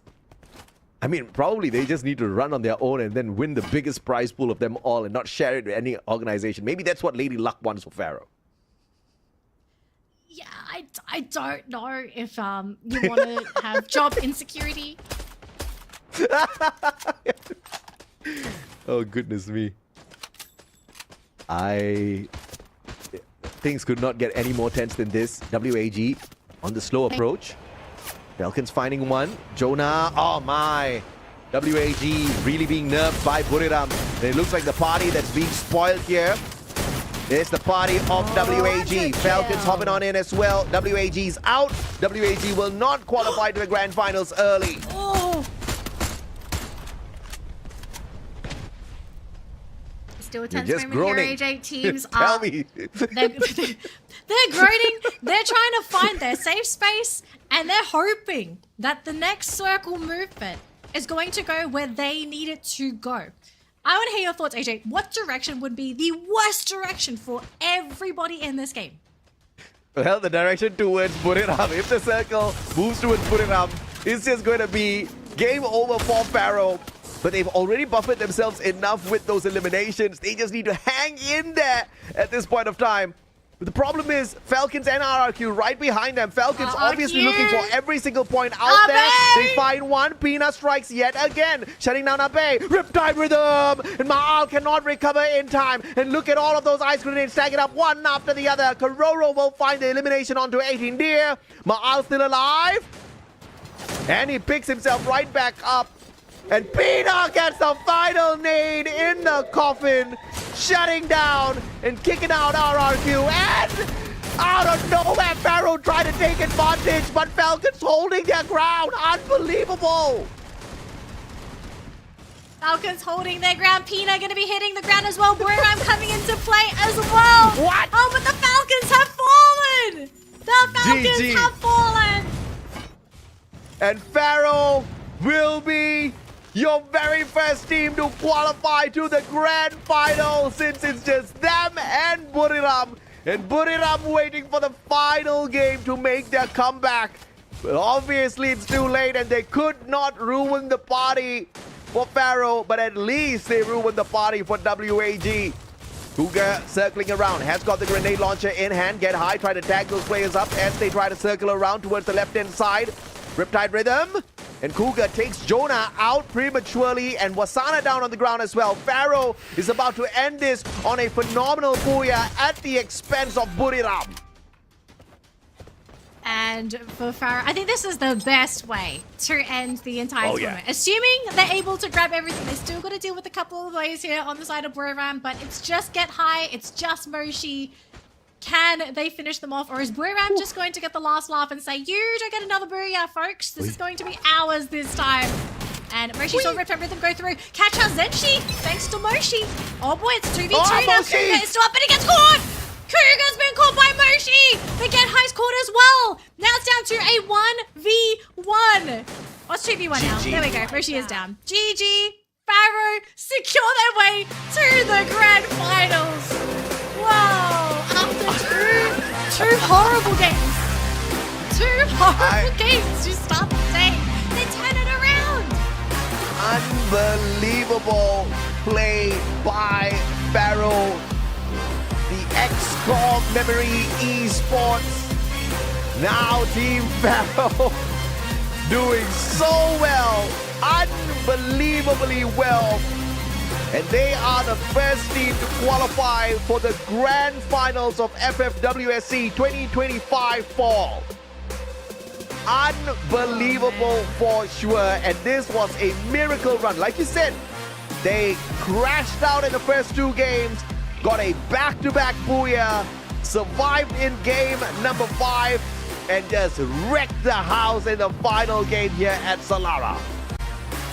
And now they can not necessarily relax, but they can now focus on not qualifying, but focusing on their opponents for that grand final. Studying, watching the matches, obviously working with their coach if they actually have one as well, to figure out what's going to be the ultimate game plan when it does come to that grand final weekend. But Pharaoh, look, none of us predicted Pharaoh to make it through, so obviously our predictions were wrong.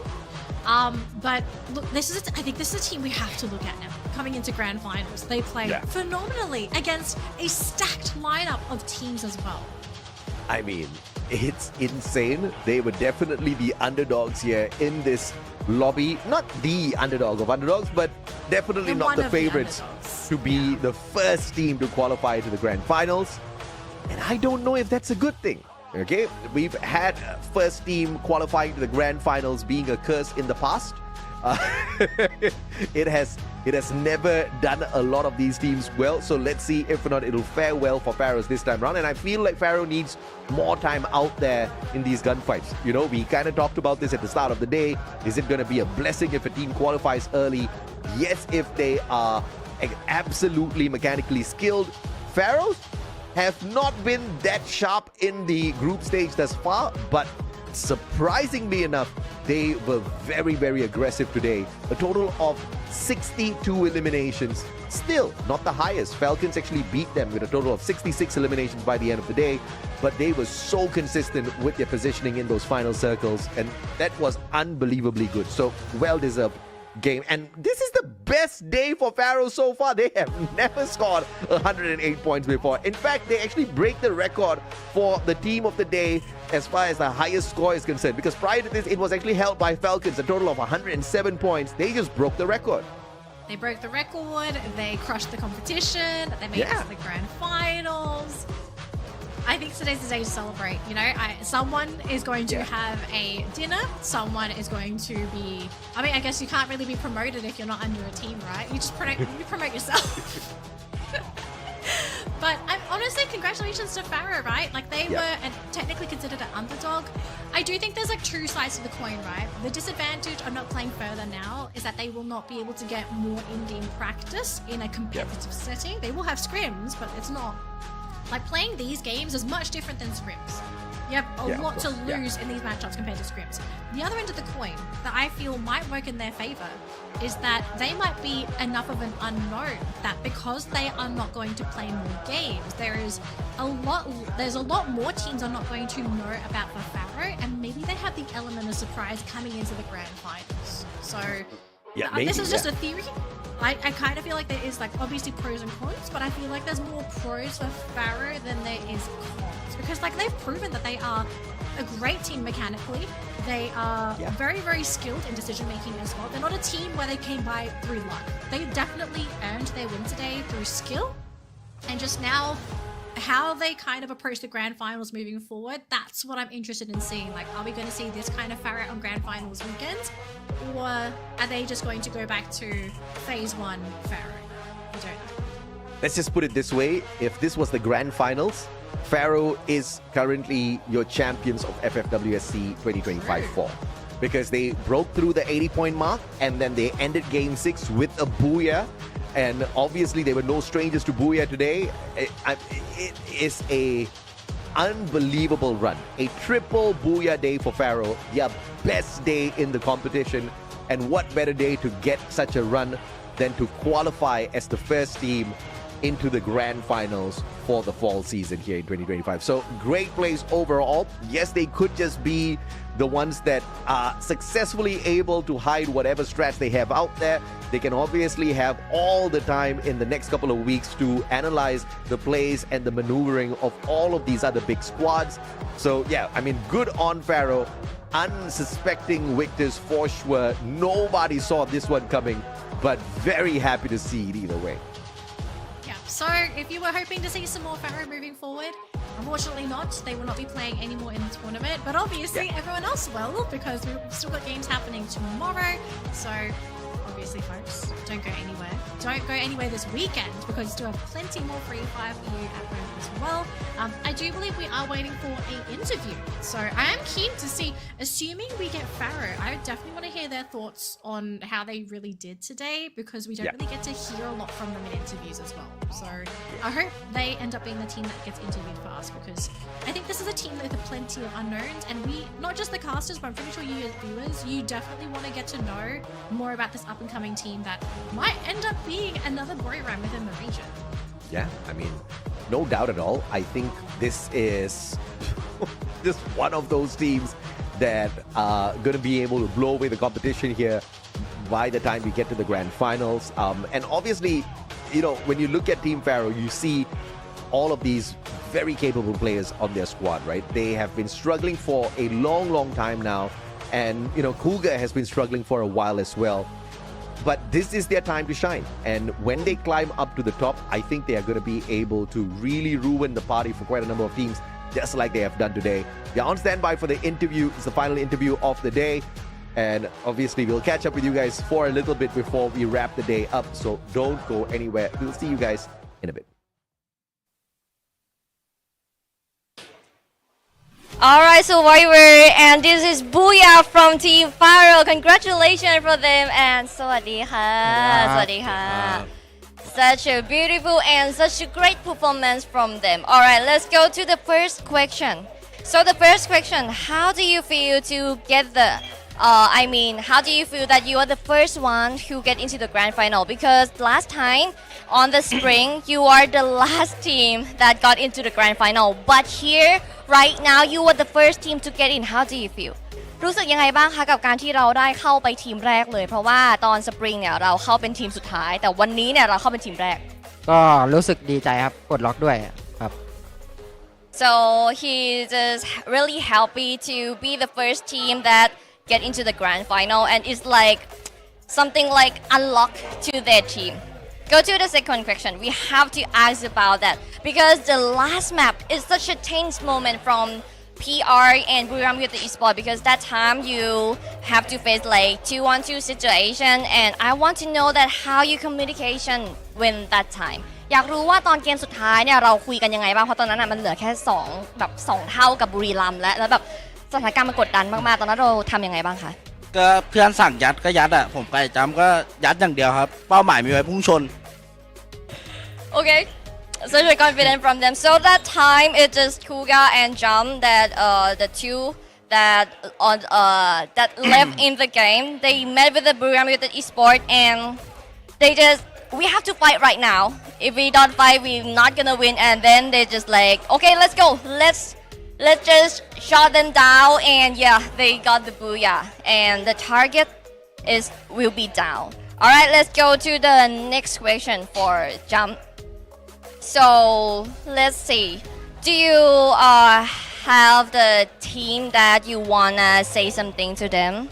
มีทีมไหนที่อยากจะบอกเป็นพิเศษไหมแต่วันนี้เราแบบว่าเราเข้าไปทีมแรกแหละไม่มีครับไม่มีเลยเหรอไม่มีเลยรู้สึกว่าแบบทุกทีมแบบมีทีมไหนที่แบบรู้สึกว่าเจาะจงเป็นพิเศษไหมว่าแบบน่าจับตามองแล้วเราอยากเจอน่าจะมีแต่แบบผู้คนนะครับผู้คนเจาะจงผู้คนใคร AG ดิวครับ AG ดิวอยากเจอทำไมคะมันชอบล้อผมครับ Okay, so Jam say that he don't have any specific team that he wanna play against, but if it's gonna be player, he say that he want to play against Dew from AG because Dew's always joking around with him, so he want to shoot him down.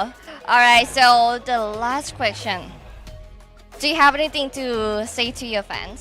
มีอะไรอยากจะบอกแฟนๆไหมคะก็ขอบคุณนะครับที่เชียร์พวกผมมาโดยตลอดพวกผมทำได้แล้วครับเข้ารอบชิงแล้วครับฝากมาเชียร์ต่อที่3ย่านมิตรทาวน์ด้วยครับ Okay, so thank you for fans that supporting us, keep supporting, and thank you so much. So now we can do it. We go to the grand final and just see you in the Samyang Midtown for the final in the BR. Alright. Thank you so much for watching our interview section and this is the end. So we're gonna go back to the caster and we'll be back. Amazing stuff from the ex-core memory squad, currently known as Pharaoh. And yes, Morphin is absolutely right. Alongside Onyx and EVOS, they were the last team to qualify for the finals on our spring season. Unfortunately, they didn't really fare all that too well in the grand finals because obviously everybody's just looking to become champion, and Onyx rocked the world when we had our grand finals back then. So perhaps this time around they could just be the first team to qualify and the team to just wrap things up instantly on the grand finals. I don't know, we'll just have to wait and see, but it's gonna take a while to get there. We have got 5 more days of this phase where we get to see teams qualify one by one to the grand finals, and then a week, which is week 6, where the final 6 teams will join them as well for the grand finals. Yeah, so expectations are, I don't think expectations are high for FAB. Like, even though they looked really great here, I think people are still trying to gauge where this team really stands in the Free Fire esports scene. Because if you didn't do well during the last season, and obviously you have a really great play day today, maybe some of these top teams are thinking, okay, this team, maybe they got through by luck, maybe they got through by being at the right place at the right time.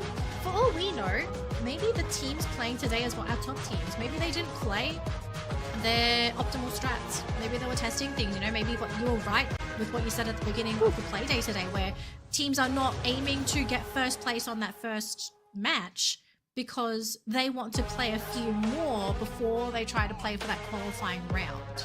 Which, risky, but these are top teams for a reason. They're pretty consistent and they should be able to make it through on the day that they decide that they want to aim for first place. So, there's still a lot more time to go for our top dogs. But for Pharaoh, I hope these guys do the homework of their life, because if they can keep this up and bring this into the grand final weekends, we got a new team that's ready to challenge the world. No doubt at all. Jump. the MVP. 7 eliminations, 8 knockdowns, 3,581 on the damage. Rocking the Oscar, had the Olivia there as well. I believe Joseph as well. We'll get to see his passive skills in a little bit, but overall, amazing game for Pharaoh. And of course, Cougar did throw in quite a bit of assists for the rest of his team members. A total of 6 on his side. Don with the 6 assists as well. You know, crazy bits of damage coming in through from these two players as well, Danny. Yeah, look, they worked in that last game. These boys worked for those eliminations. They worked for that Booyah. This win was not luck. You know, as much as some people, and maybe in some cases, like they did have a lot of luck in some of their previous matches, they worked and they deserved what they got in all of their games for today. So moving forward, there's the goal here for Pharaoh. Keep it up. Keep this up. If you can learn to consistently play like this, you are a team that everyone is going to have to start looking at. You will not be an underdog anymore. You are going to be classified as one of the best in the entire scene. So very quickly, game standings. Yeah, Pharaoh didn't get first place because Falcons got it because of the eliminations, but who cares? They got more points at the end of the entire day compared to Falcons. Touché. Who cares? Nobody. No, I mean, you know, Falcons, they did fairly well to play catch up, but today was a very poor day when it comes to placement points.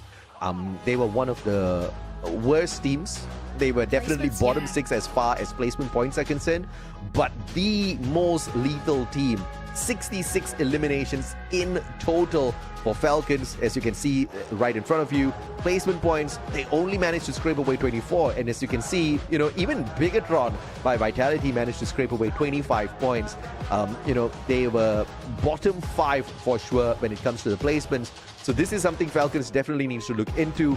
If only they could find the final circle more often, getting the qualifier would have been a no-brainer for sure. They would be in the #1 spot. And this obviously puts Falcons as one of the bigger threats to find the qualifier early in the next 5 days of potential plays that we've got here. Well, essentially, they are, just based off of these stats, right, the biggest threat tomorrow. So if I were Falcons, fix up the placement points. How to get... Well, the thing is that, is it even worth fixing their play style, right? Like, ultimately, if they are going to win based on eliminations, I think you even keep going in this trajectory. Just say, okay, we don't care about placements. Everyone else can have placements. We've got your head. And today, that is a strat. Although Jump was phenomenal, I have to say Pina was definitely the standout player that has managed to grab all of our attention. Probably also because we couldn't really see a lot of the eliminations from Jump. We weren't really watching him, but he's got the most out of all of these 5 highlighted players. But Falcons finding the highlight for 3 other players, and no surprises there, all walking away with 66 eliminations. It's bound to happen. Zenzi getting a little bit of a highlight for himself. But of course, the team that scores the $250 extra US in their pocket is Team Pharaoh. Not only are they the team of the day, they are your first team in the grand finals. What a wonderful way to start the entire tournament for Pharaoh. They must be thinking, okay, coming into the entire set, they're probably thinking, there's no way we qualify on the first day. Okay, we'll just play our best on day 1 and see how we go. Oh, wait, guys, we accidentally qualified. I do think there's probably just sort of this thought into them. They probably thought they were just going to play and they had nothing to lose. Yeah, I mean, sometimes you just gotta have to go with the flow. If you're doing great, just keep. And that's the way to play. Play like, you know, you've got nothing to lose whatsoever. Go all out because there's really nothing to lose. And obviously Pharaoh has proven that that strat is the best strat out there. They did kind of play it slow in that one round and they instantly regretted it. And we could see the shift that came through in their game style. They went aggressive once again, looking for that circle for sure, but also not shying away from these engagements. And by the end of the day, they were the second best team as far as the eliminations are concerned, but way more consistent than Team Falcons for the placements, which obviously earned them that #1 spot overall. So yeah, great play from Team Pharaoh, but Falcons, WAG, RRQ still going to be a huge threat for the other teams to find the early qualifier tomorrow, especially with RRQ scoring 2 booyahs today. Man, they gave the Indonesian side a huge hope for sure. They started off the day really well. Yeah, I I thought they were just, going to pull off the possibility of just qualifying first again. This is not the first tournament where they've been the first team to qualify for grand finals, so I thought it was going to be the same case, but I don't know what happened, honestly. Like, they looked great for the first 2 games. One game they got caught out, totally get it, but after that, they just, kind of just fell apart. Yeah, so we remember that little bit of a challenge that we had at the start of the day.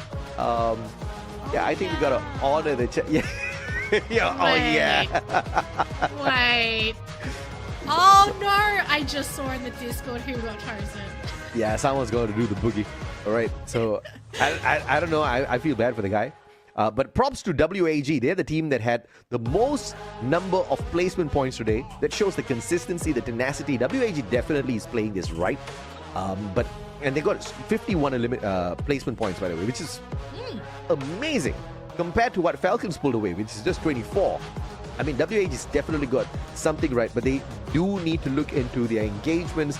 The elimination points are not as high, which is surprising because they're definitely one of the key teams that can perform very well out there. I mean, you've got Tiku. I mean, Tiku is just lighting everybody else out there on the battlefield. I think another talking point for WAG is that they're assuming this is their play style, where they can grab eliminations and points, but most importantly, securing Booyah in later rounds. This is something you want to have for Grand Final weekend, right? Champions Rush. You kind of don't want to be the like team what Pharaoh did? But kind of, I guess. But basically, the team that grabs Booyahs early and then you can never Booyah after that. You don't want to be that kind of team. But apparently it's time for the challenge. Let's go. Hello again, survivors, and welcome to the daily challenge. And the team that got it is Team Falcon. สวัสดีค่ะ สวัสดีค่ะ So they are the one who get a lot of elimination. So how do you feel that you got this daily challenge? รู้สึกยังไงบ้างคะที่ได้ชนะใน daily challenge นี้ ก็ไม่ค่อยดีใจเท่าไหร่ครับ อยากได้ที่ 1 มากกว่า So it's not kind of I'm not that happy because I want to be a number 1 for today. So good luck for them. โชคดีในแมตช์ต่อๆไปนะคะ Okay. Alright, let's go to the special. What team that you want to punish them for today? ทีมไหนที่เราอยากจะลงโทษ Which team you want to punish Falcons? Come on. E-sport ครับ Why ทำไม เพราะว่า Wait, แพ้สคอร์รอบหน้าได้เจอพีครับก็เลยอยากให้บทเรียนก่อนถือว่าเป็นบทเรียนแล้วกัน Alright. So the team that got punishment is PE Sport. Because next time Team Falcon have to face with them in the class squad. So this is your lesson. So let's not wait anymore. Let's head to the PE Sport for the punishment. Oh no. PE. Oh no! Okay, so basically we lost the challenge to you guys. I think this is a hidden mission, because we didn't know this. Like me and LBT, we didn't know that, so we were very surprised. And yes, we accept our losing here, that we have to wear a band here to show us that we are a loser. Xin chào các bạn khán giả, đây có vẻ như là một cái nhiệm vụ ẩn mà ngay cả mình và cả LBT cũng không biết. Thì how does someone have a banner that says loser on her head and still look cute, man? Chiến thắng và đội tuyển đó có quyền lựa chọn một trong 11 đội tuyển còn lại là đội tuyển thua. Và tất nhiên là Team Falcon I'm sure đã lựa chọn everyone in the chat right now wants a hairband like that just because. Không biết là vì tại sao. So I heard just that because you've got her wearing I it. can see that from Limit. He said that alright, so life's we choose unfair. Life's unfair when because you're we're cute. going to meet them at the class card mode. So that's why we want to punish you guys and give this as a lesson. Lý do tại sao mà Limit lại muốn chọn PE Sport đó là bởi vì họ sẽ đối mặt với PE Sport ở chế độ tự chiến và đây sẽ là bài học dành cho các bạn. Nghe đó có vô lý không? In a heartbeat. He's like, you this don't is kind even of need to say it, nonsense, right? You Mustachio. guys kind of nonsense. So how do you feel, LBT? Bạn cảm thấy như thế nào vậy ạ?